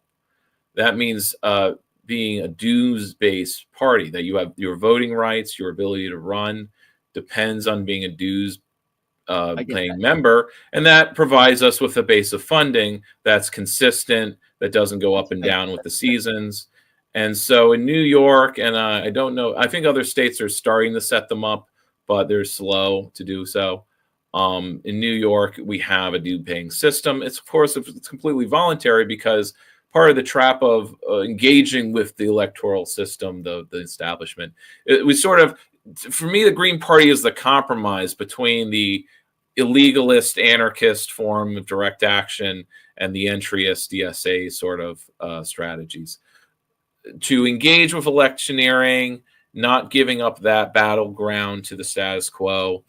But we do have to follow the rules laid out over a century old, that membership for you as a political party just means people who are registered, not people who are paying. Because socialist parties and communist parties of the past, they were just due-paying members. They didn't have anyone who was registered communist, but they were electing people in New York too often, and that's why this rule was made that you need people to be registered in your party to count as an official party. This was back in the 1920s. Okay, so here's an interesting thought for you, right? Because remember I said that I was contacting every country of Asia and Africa, right, about what's going on in the peace movement, about how war members are excluded, right? So the thing is that when we take a look at local elections, right, as in terms of the Green Party does have an international presence, what amount of sovereignty do you think that the Green Party USA has? Or do they have to, if I went to the international courts and I said, look, this is what's going on with war victims here in the United States, and the Green Party USA doesn't really care about us, right, and indigenous people, I want you to actually censure the Green Party USA, You know what I mean? Would the Green Party USA have to like follow suit? Because I'm willing to go there. Well, no, because, I'm saying I don't think so, because one of the things about the Green Party is that we are really decentralized. We don't have enough centralization to hold anyone really accountable. The only recourse is disaffiliation. So I guess the Global Greens could disaffiliate the New York Greens to U.S., except that we're already sort of a black sheep of the Global Greens because we are actually more socialist or more independent than those and then other Green parties, like say the German Greens that are part of the government, and thus, well, or the result of that is a lot of compromises, opening coal plants, being pro-NATO. I'm dying to work with the Greens. I swear to God. So I'm so happy to talk to you, and I hope that we can get some stuff done. Yeah. Let's talk about actually some policy changes. I actually have some policy and stuff. what kind of reforms the Green Party needs so that it is accountable to membership, so that membership is defined, so that there's an actual pipeline of leadership that isn't just whoever walked in and has the time. The rules are broken to serve the rich, and they're twisted to punish the powerless. You know what I mean? That's just what it always happens. So it's up to people like yourself to say, you know what, I'm going to actually work with this guy, even though he has some stuff that seems off. Right? I'm not perfect, but I'm going to tell you right now that you're eclectic. I'm telling you the truth, man. I'm not lying about a word of this. And honestly, Jill Stein, you gotta have problems out in New York. All you got to do, once again, where's the money? I want some answers. Where's the money? Me. Someone get some answers. Every complaint I hear, I do take to heart, and it's always and it's in the back of my mind when I'm sitting next to Gloria Matera or our state leadership, and it's just but like it's sort of like, well, they're replaceable. It's just that there needs to be enough people who are just as experienced as they are to step up. I don't have to agree with them, but the way of getting that experience is shadowing them. And just a general, this is more, again, heady. Apologies for being academic. No, but actually, no, this is more about just being observational of things on the streets, is that politics is just comes down to who your friends are. It's all friendships. And even Howie points this out, that it's like, look, campaigning is just building 1,000 relationships. The more you meet with people, the more you talk with people, you build relationships so that there's some level of trust. It's not really about the policy so much as competency, trust. Just, do you know them? Can you be my representative, whether I think you're a crazy communist or not? I'm going to live those words. Because that's also why the assholes basically stay in office, because they're trusted, because they're around, they built the relationships, they spent a whole career doing so, which is sort of where I get a little miffed as an introvert that, politics is an extrovert's game. You want to have to basically be around people all the time, and that's sort of where it keeps the introvert down, but I'm being funny. But it's a matter when it looks like when there's conspiracy afoot or corruption, it's just that you have a clique of friends who are just not making time for you because you're not a friend. Now, I think a good politician, let's just say but I think singular figures only have enough bandwidth. So I empathize with, like, someone comes up to you aggro, and you're like, I don't really want to have to deal with this person. And so it looks like complete blackballing and it's about not listening to this particular. Hey, maybe we're going to work out something good that they're going to actually invite me back. We're going to see what's up. Honestly, yeah. I'm not. Well, I mean, when it comes down to it, you build up your friendship base, your base. Yeah. And then you are stronger than they are. And then it becomes an actual, contested fight for either control of the party, or then there'll need to be accommodations so that the reforms happen. But they don't happen unless there's some actual equality in the forces involved. And that's sort of why, if the left is to act as an equal player in national or even local politics, because here in Albany it's completely uncontested as far as just there's the Democrats And if you want to contest something, you do so in Democratic primaries. But in order for a left to do so, it needs to be equal as a party, as an organization. Okay. And no other organization, DSA is not really doing that because they'll say, well, yeah, we're a party, but we endorse Democrats. And I'm like, I have an interesting proposition for you. All right. I like the Green Party. I like having a third option. I really do. But the thing is that the Republicans are kind of like a de facto, right, resistance party. What about eventually you want to be able to take over the whole government, right? So what about taking over yeah, you're going to suggest the thing of entryism into the Republicans? That's what I'm doing. Okay. I've done that. I am going to be in Republican County Committee in this cycle. Oh, I see. And yeah, and that's why you've been talking to the other people running as Republicans for city council and stuff. No, I've talked to Democrats as well. The thing is that I really don't care about. I know you're talking to everybody, but I mean, I just watched one of your interviews. That's okay. I work with all the groups. Democrats. Yeah, no, I got that sense, which is totally respectable. I love it. Yeah, I'm a complete student of the game too. I've interviewed candidates from all over, and over 100 activists. You were pretty good though. I really like your style, man. I really want to work with you. Also, all right. Yeah. So well, just remember that I'm upstate and I'm really focused up here. And so I may be tuned. I'm gonna be completely 100 on you with you. This might be. I kind of tune out when it comes to downstate stuff because I don't live down there now. Don't worry about it. This is statewide. And again, and that goes for the state level stuff too. Like the state level party is where that goes, and because it's sort of because we're state parties affiliated with the national, it's like the work kind of has to start there on the state level.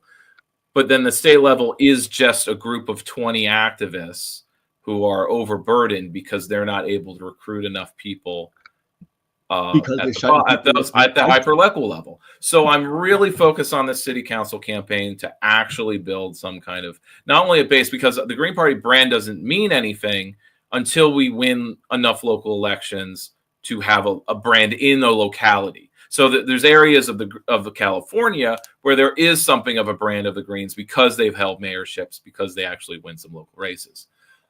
In New York, we're not really at that level. Maturity, I really like. But it's possible. We do win local elections when we really go for it. Yeah, that's an intelligent approach. I really like that. I agree with it. And then I can train more people, either like you or me, and simply put, even the people who kind of look like they're corrupt and out of touch, it's just because they're overburdened and they're lone. And if there's 5 other people who are in their ear saying, hey, you need to, again, there will be a wall where, like, if they do act like an asshole, of course it's on them. But until there's actual people who are just as experienced or involved as them, it's sort of there'll be a lack of there'll be a wall of lack, like an unequal respect there, because it's like, well, I'm here at the state level doing all of this work to make sure that the lights are on or that we're a functional state party, which is barely functional. But at least we can collect dues. At least we do have a state website. At least, and I'm not getting any awards, and I'm not getting, and then people come to me with nothing but complaints about what a terrible job I'm doing because there's all this stuff that isn't being done. I'm like, yeah, because it's just 10 of us.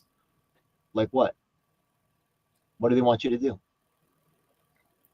Well, not me, but like the state party. Well, we don't have we don't have the funds to pay an organizer in every county. We don't have the funds to have staff or offices or. I got some very fun projects coming up right now. Check it out. Yeah. Okay. So the thing is that I work with actually the deafblind, and the thing is that right now there's something called the Helen Keller Institute.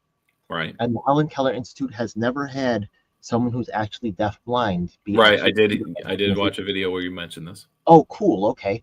So actually, this project is supported by the first deafblind woman to graduate from Harvard Law School, which is pretty badass. So maybe we could actually do like a discussion panel, right, where actually we could use that as a draw to have more people register for the Green Party. You know what I mean? We could do that with Albany. There's also that's a state law they're trying to pass. So actually, having someone in Albany, it's cool to have pressure from another angle, talking to another state rep to possibly flip a vote. You get what I mean? Sure. And that is something that when we grow in membership, like right at the moment, we're just a kitchen cabinet. But yeah, I tell you my hell, a few months ago, it was just me and the co-chair of the party, Peter Lavinia. So the fact that we're like 5 or 6 active people, hopefully by summer we'll be a stable 10 with subcommittees. People out of PSL and DSA. I'm sorry to say that PSL. Oh yeah. What's your big beef with PSL? Which I can imagine all kinds of complaints, but what's your beef with PSL? Look, always from the beginning, right? I always reach out to people. I try to find out what they're about. But PSL has always ducked any inquiry that I have about like what they're doing or what their socialism represents or what it means. They won't have any conversation. All they do is they act real weird whenever I'm around. And you know what? I'll tell you why. The thing is that, right, do they have any, because Brian Becker has a relationship with Medea Benjamin, Code Pink. I don't know if you know this name. Do you know Code Pink? Well, of course. Okay, all right. So the thing is that, yeah, and Medea Benjamin can go on the Jimmy Dore show and advertise her books. So they have their little rich clique that kind of protect each other. And how do they treat their workers? Oh, you say you're a socialist? Why are all their workers signing NDAs? Come on, bro. Where's their workers at, right? Where's their regional leadership? Where's their state leaders for the PSL? It's only Brian Becker and that Eugene Pervere and, right, yeah, or their pretty ladies, right, yeah. And Ed Martin, shout out to her. But Katie Halper, I'm telling you right now, I have a video of myself asking, have you seen the one where I'm actually asking like 20, 30 candidates if they support Assange? I'll get to that. Okay, I'll keep sampling your work. You have a lot. I was canceled by Jimmy Dore, right? Because they cancel anybody who goes too far. Jimmy Dore cancels a lot of people. Like I remember like how Jimmy like burned Howie, he burned Corey. Like he basically has people on so that he can burn them because that's what his audience wants. Medea will lock you out too. Medea locks you out, and so does Savvy Sabs. They're all part of a crew network together. Yeah, I mean, yeah. In Cornell West. I can imagine figures like Medea simply just lock. I mean, like they're national figures, and they're not going to put their time towards somebody who disses them. You know, it's just not. I'm a fucking war victim. Get the fuck out of here. You know what I mean? I'm sorry, bro. Josh Hadley. You know what I mean? Like, it's insane, bro. How they're using indigenous people and war victims and trampling them. Sure. It's not going to go. I don't mean to denigrate your no way this works. There's no way this works. Yeah. I'm not saying that she doesn't get to be a part of it. I appreciate her helping. We could use her help. Thank you, Jill. Right. But by the way, no thanks for pushing me, a clean American, out the way. I'm not the only one. Where's the Russians? Where's the Ukrainians? Where's the Vietnamese? Where's the Namibians? By the way, right? Yeah. Yeah. When we say never forget, okay. Yeah, I'm definitely with like there was the Second Reich. You know about that? You know about the Second Reich? Second Reich? Yeah. There was a Third Reich that killed the Jews, but there was a Second Reich that happened in World War I. And who? Well, yeah, no. Well, it's a German Empire. It's when Prussia. Yeah, the Second Reich is when Prussia unified Germany, and that became the Second Reich. They're black. That's crazy, right? That was not. Look it up. It's not that long ago. The Namibians, they're black. West Africa, they're the first victims of genocide. Oh yes, I'm aware of that. But they say never forget. But didn't they forget about the Namibians? What about the Koreans that also died under Japanese occupation, right? I'm not saying, right, that Jews didn't suffer. They did. I'm not saying they didn't, right? Yeah, but certainly, a peace group can fill their calendar with memorials. How can they say never forget? Because they obviously did forget, right? Namibia, nobody knows. Korea, a lot of people don't know. Why? Where are they up in the war movement? I can't. Well, perhaps we need like Black History Month, a colonial history month where it's all about colonialist history or imperialist history, and then we can it would be very depressing for the kids. I'm not trying to, I love America, but it would be about being honest. See, the thing about Women's and Black History Month is that you can focus on like individual figures and follow great man history. It makes things stronger, and that's another reason why I feel like I believe voting is so strong. You've got to honor that community and let that community decide. That's why, right, if Alaska said, right, I understand what you guys did, what you did, but on principle, I just don't think it's, and plus, right, I feel like Josh Haley's too far. You can't cut down all of them because of Robert Shields did it, right? Sure. Again, I have no pan, and I haven't Like, followed all ooh, of did Josh say that he agreed with him? the Oh drama. my God, The Josh, drama. gotta Trying kill to you look at now. this. Like, come on, man. Mhm. I'm not saying I get it from the other side too, right? But I My just have to. general take is that I empathize with the health bills that the Venturas had, but like isn't but I have questions about Ventura's. Like, I mean, he has his own TV network. I mean, he has all his stuff. Like, he was saying, I can't run for president as a Green. I'm too poor.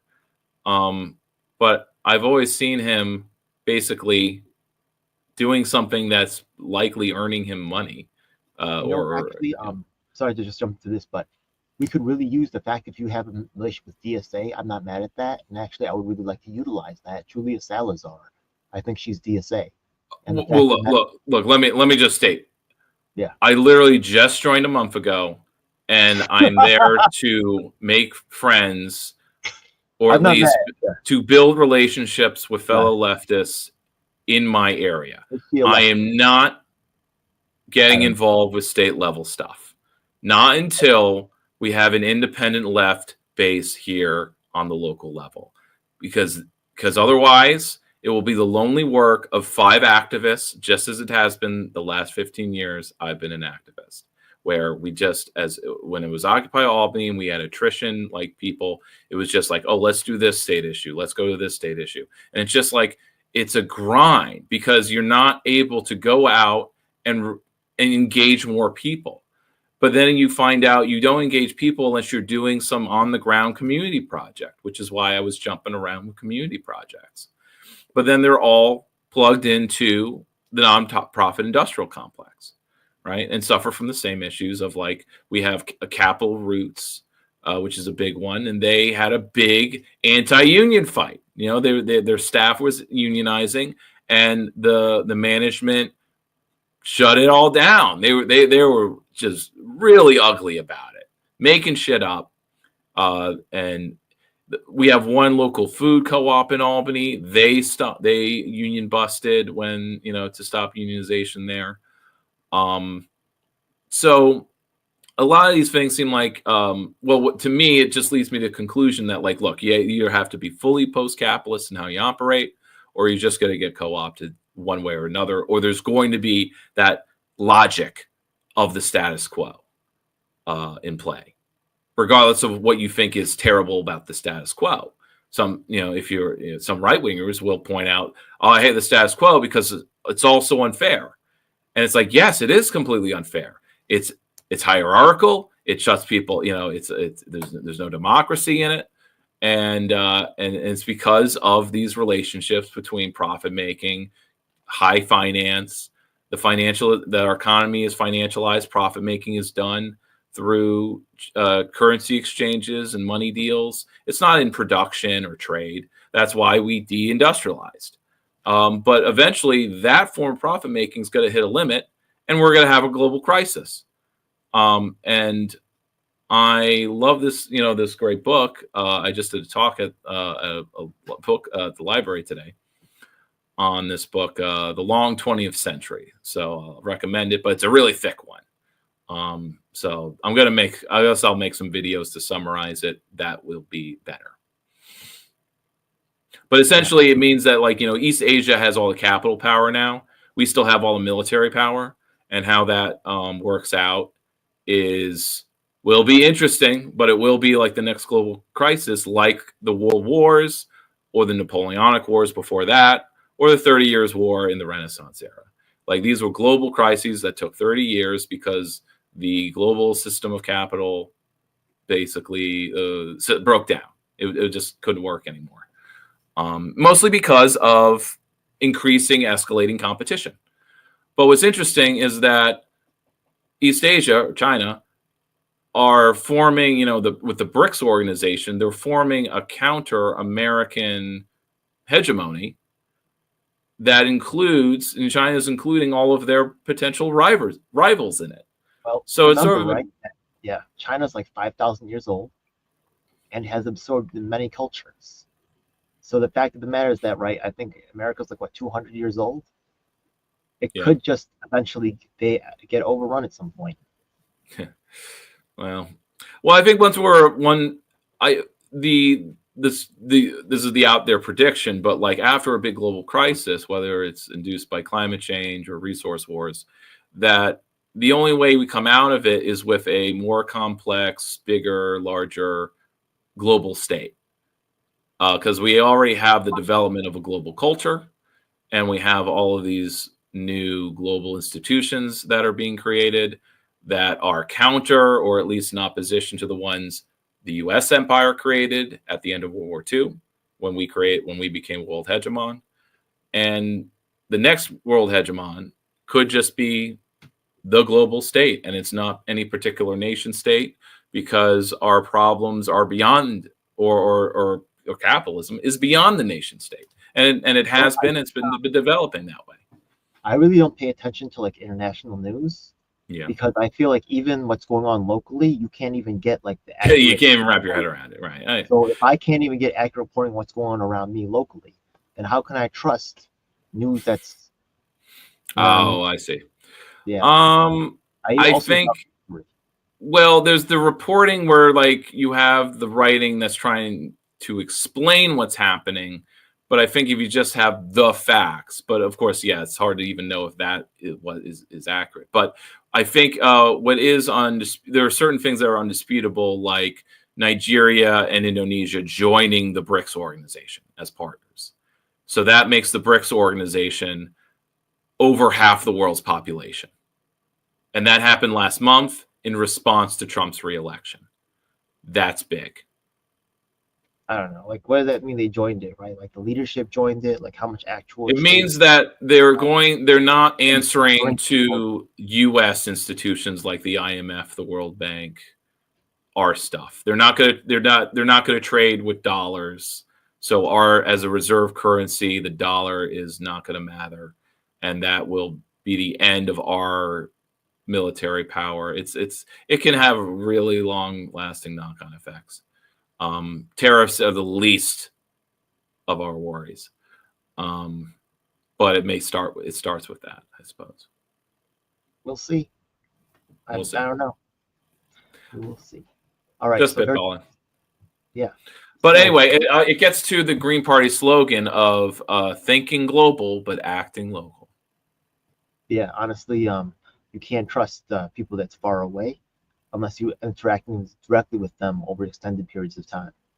Yeah, and when you have relationships, and yeah, but all those people on TV, they're not as they seem. Yeah. All right. Well, certainly. Cool. So yeah, but I'm working off of news agencies, not just personalities. Awesome. But yeah, Sabby Savs and other personalities sort of annoy me eventually, because it's like, this show is more about you and your takes, and you're talking way too long to explain something. Like, this is not proper political education. Who is she helping?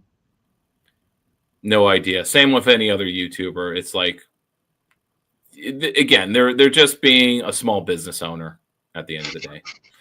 And unless it's the Real News Network, society's choice. You know what I mean? Society wants it like that. Yeah.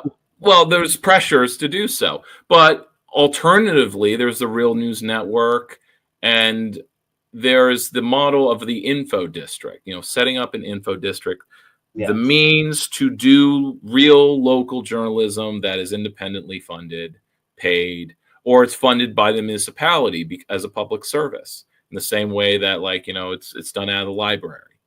All you need to do is just pay a few local journalists to create a newsletter that just actually covers neighborhood events and things. Do you have a Substack? No.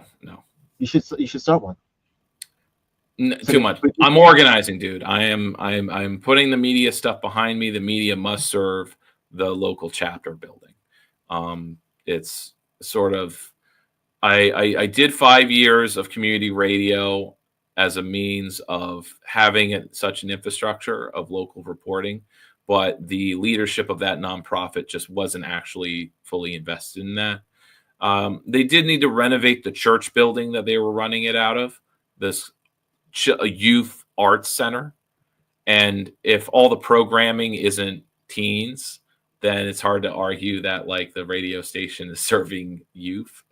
But if that's where the grants are coming from, it becomes a problem because, well, the people who have the time to do radio programming are the retired, the down and out, and DJs who need to hustle. That's right. That's me. Like yourself. Yeah, let's go. Hey, are you on any community radio station? Because I know there's several down in the Brewers. Nah, but I might be broadcasting out my own self. You know what I mean? Sure. So, but the thing is that the licensing for the music, but I do have my own content, which is actually more of the activism stuff. Well, the cool thing about community radio is that they can, it's an expense that a nonprofit would undertake, but there's the clearinghouse fees and rents that you pay so that all music is pretty much that's copyrighted can be played on that station. Yeah, you gotta buy all these things.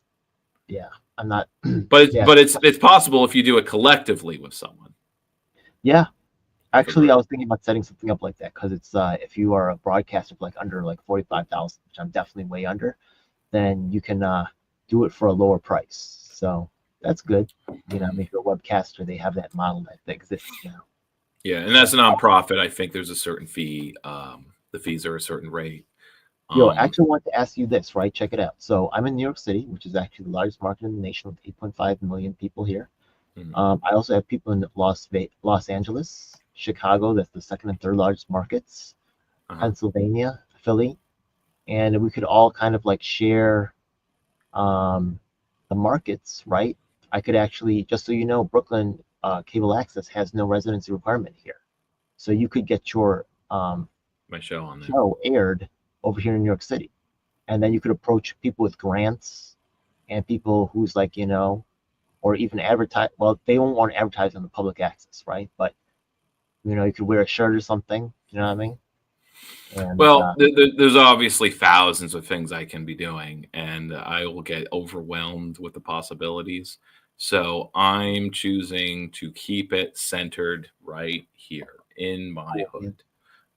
That way I cannot get overwhelmed. I only have to keep track of basically 5 events that are happening every month, maybe some meetings. Wow. I can keep track of it, because otherwise you get overwhelmed, you burn out. And I've maybe avoided burning out, but it's usually where I just I just know when I'm hitting a limit and I just have to pull back. And I got good advice in college from a professor that said, Dan, you can only do 3 things well at the same time. Don't do more than 3 things, because I was doing more than 3 things. And one of them, it might be your job. One of them might be your hobby. One of them might be your relationship. So my, trying to make the hobby and the political project the same thing, or the hobby's gaming, I guess.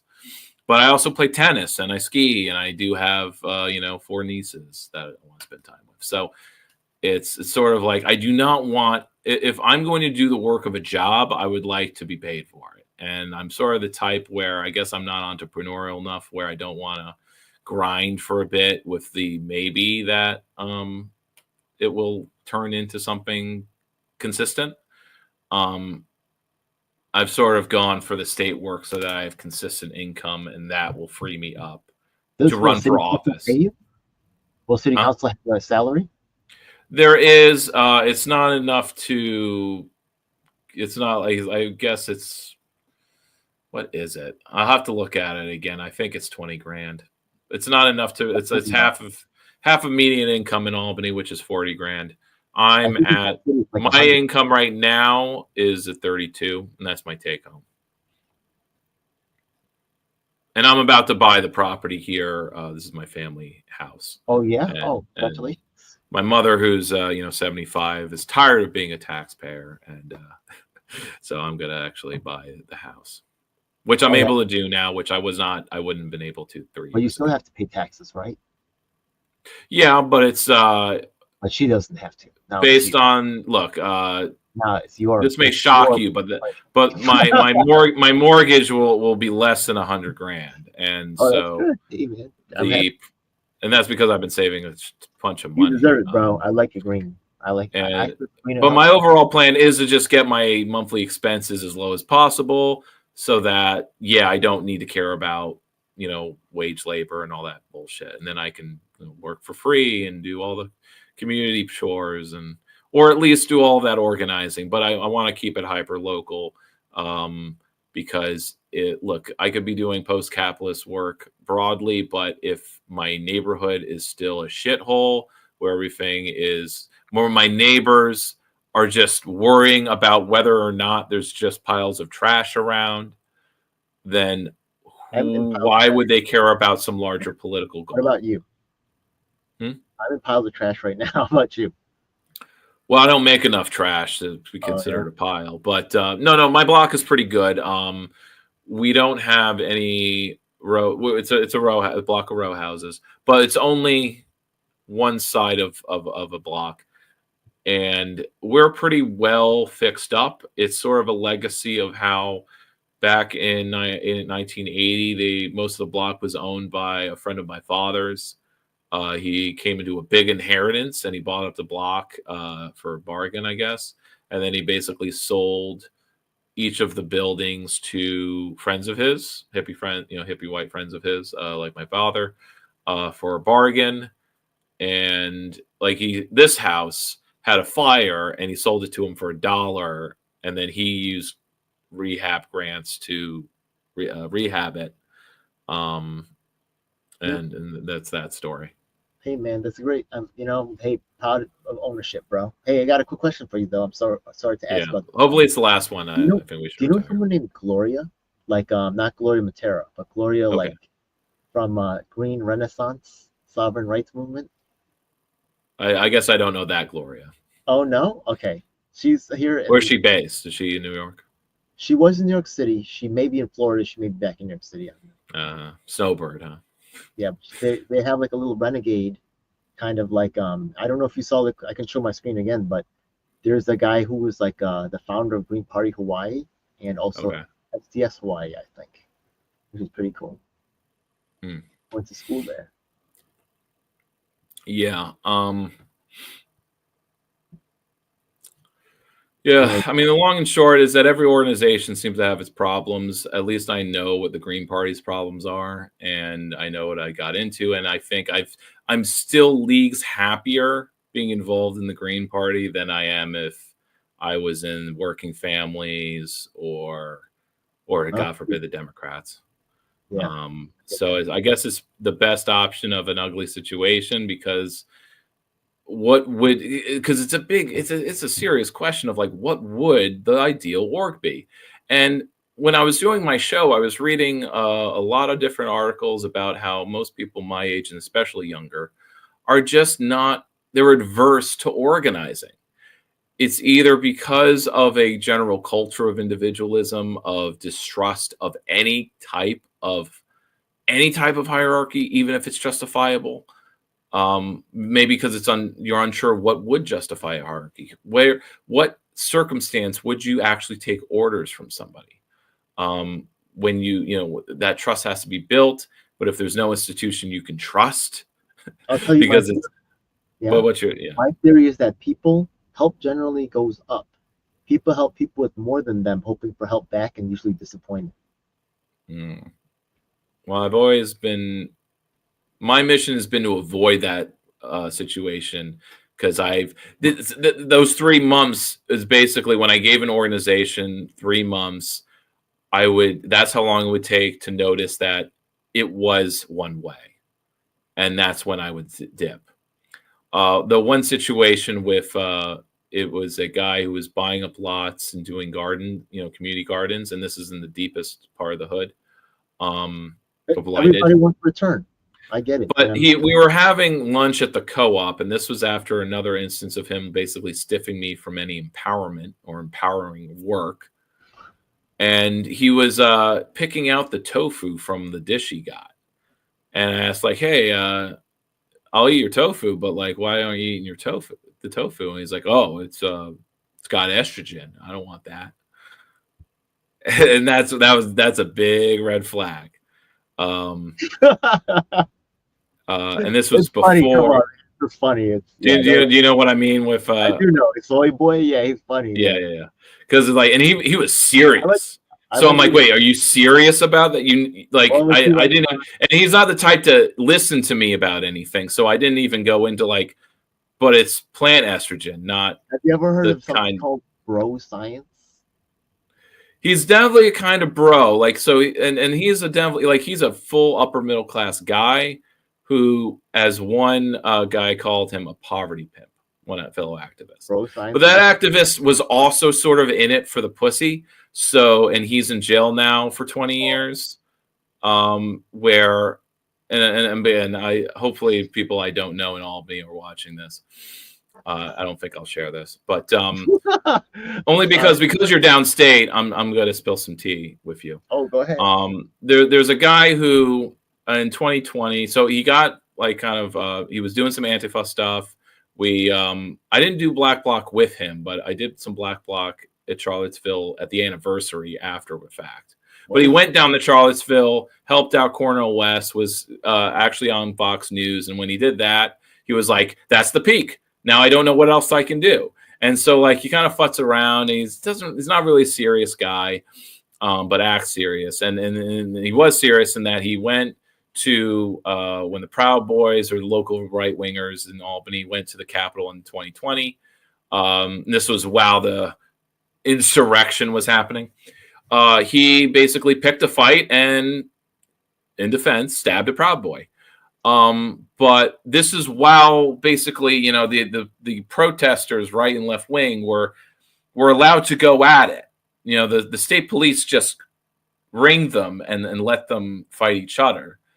And then he, after doing the poke, left the scene, which makes him look guilty. And he was being all aggro online. And our local DA wanted to make an example of him, but they did offer him a deal, which isn't being mentioned in all of the fundraisers for him as a political prisoner, that he refused to take a deal for 5 years because he was so sure that he was going to win and get out. But so he got 20 years and he just lost his appeal. So it's all very sad. Though my empathy is kind of low because he didn't really take the organizing seriously and he's kind of paid the price. Cautionary tale, I suppose. But anyway, I don't know why I'm sharing this with you. You're being my therapist. Too many people watch my show, man. I mean, I'm not huge, but don't worry about it. Well, I'm not using his name, I suppose, but you can use context, I suppose. We're not going to talk about that. Yeah, look, I'm very... So what's your next... We're going to do some party building. That's usually one of the... You're trying to get some registrations.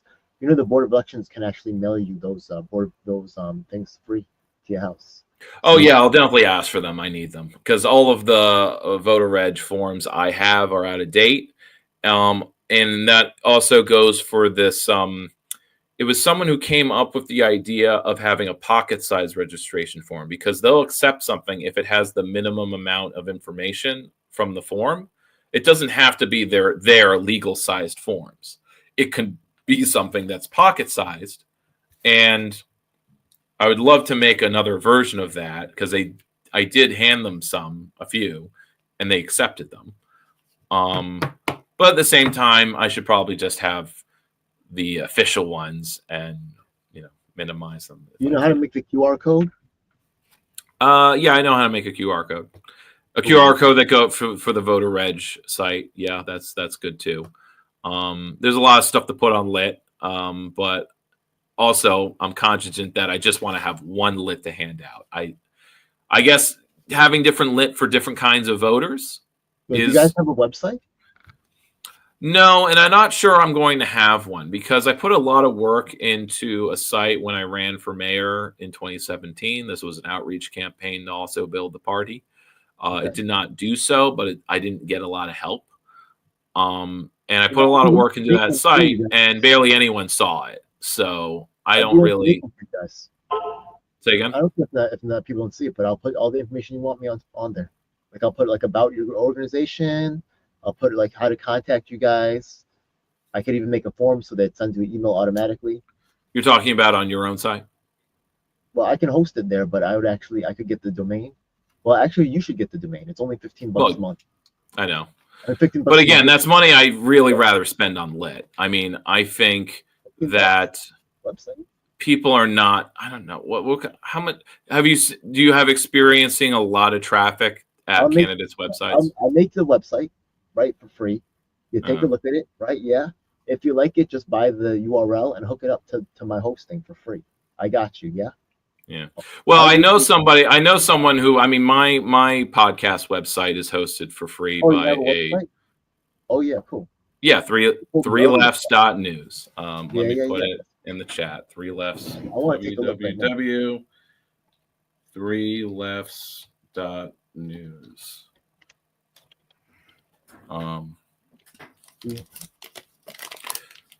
Yeah, you should have me on your show. I don't know if you do.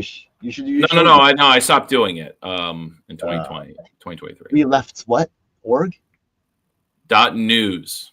It's cheaper. News. Okay. Cheaper than right now. Podcast episode: Architectural Cultural War. Look at what's left in Albany. Oh my That's one post, but yeah.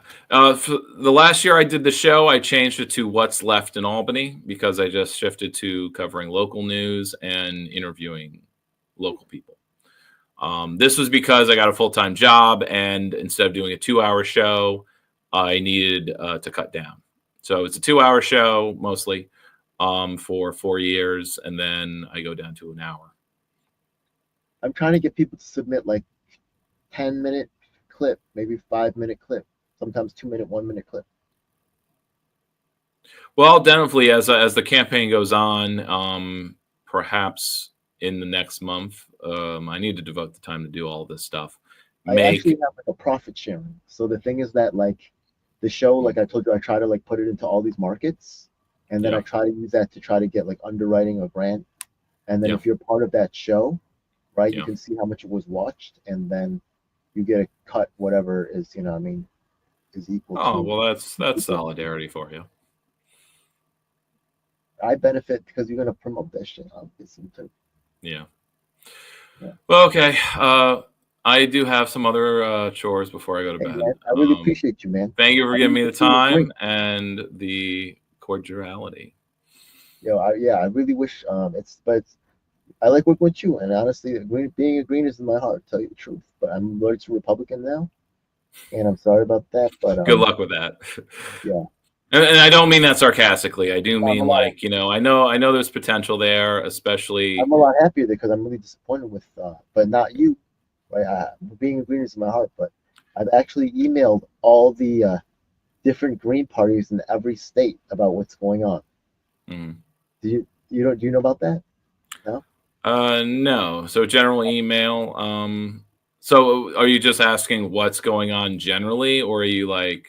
Do you have a list of like queries that require time? I just try to do a wide, like I told you, I have 100 interviews with different activists all around the world. Oh yeah, right, that way. I have a very wide, like even Workers World, right? I have someone in that organization. Well, maybe before. Workers World calls us bourgeois scum. I read an article about how like the Green Party, because we participate in bourgeois elections, like they just like I read an article where they just like called this point blank like a capitalist organization. Are they bougies though?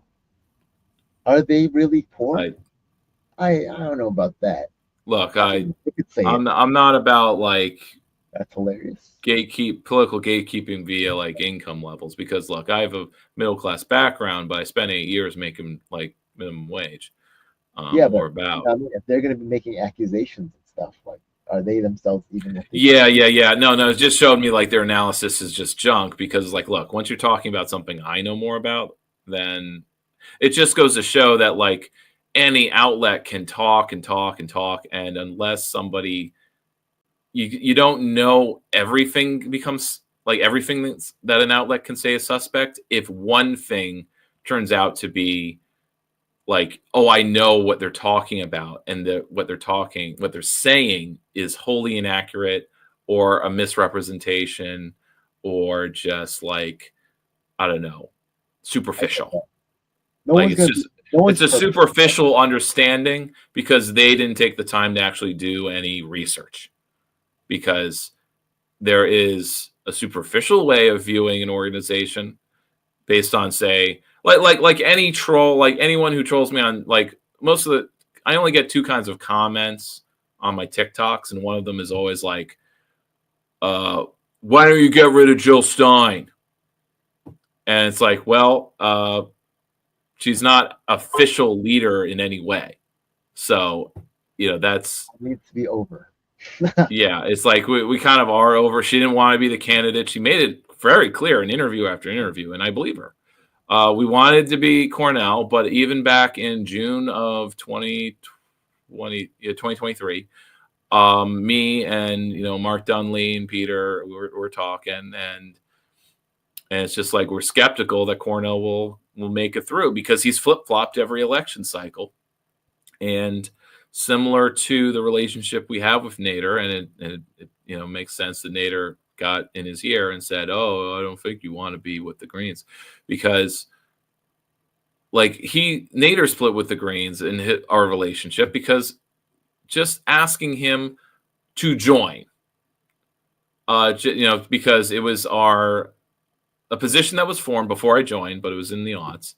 That's like, if we're going to have celebrity candidates, then so we're not accused of riding their coattails, and conversely, so that some celebrity doesn't come around and take advantage of our labor as volunteers, that there needs to be some symbiotic relationship, and that means at the very least the celebrity needs to join the party. And you have, they don't do the work. They don't show up for the meetings.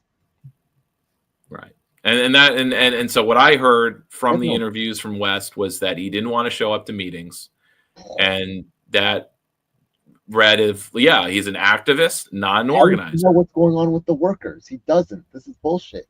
You know what I mean? There's a little club of the elites that don't talk to the workers, see what's going on. I have myself on video saying, F you to all the YouTubers and all the people that's endorsing People's Party without knowing whether this is actual People's Party or whether it's, whether it's. But it's sort of a contradiction or a paradox that we need to a contradiction we have to overcome, is that the activists, or sorry, not the activists, the organizers who are doing the meetings, who are meeting with people, who are building the relationships, they're not public personalities. They're not public figures. They have no cachet or media training even sometimes.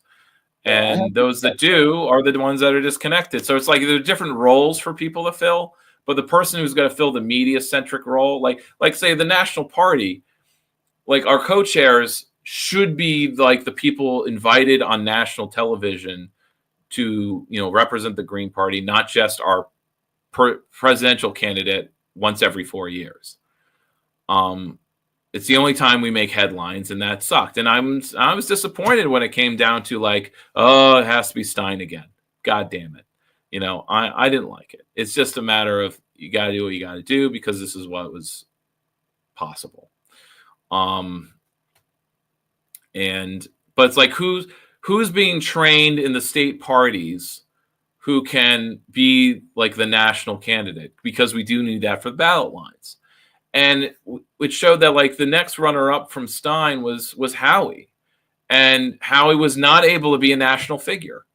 He was speaking of blackballing, all of these left-wing, independent media, barely any of them had Howie on. And if they did, they only had him on once like in the spring, and not again, and it's just like, it was so disappointing.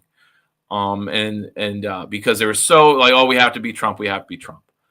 And I like that it's being discussed that like, there's some people with some like buyer's remorse where it's like, they kind of wish Trump did win in 2020 because then he wouldn't be so strong now.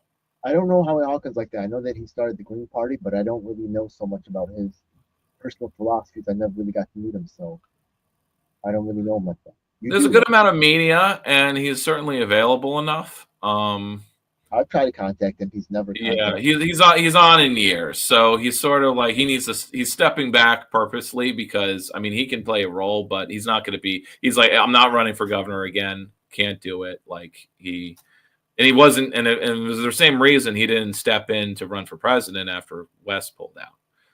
because he said I don't have the team that I had even last time, and the team that he had in 2020 clearly wasn't strong enough for him to actually have a strong campaign, because even half of the Green Party chapters were like, we don't want to support this socialist. I would really appreciate it if you could help me with like what I told you about, like being excluded from the anti-war movement. That would be really, if he could, I don't know if he could help me. I don't have,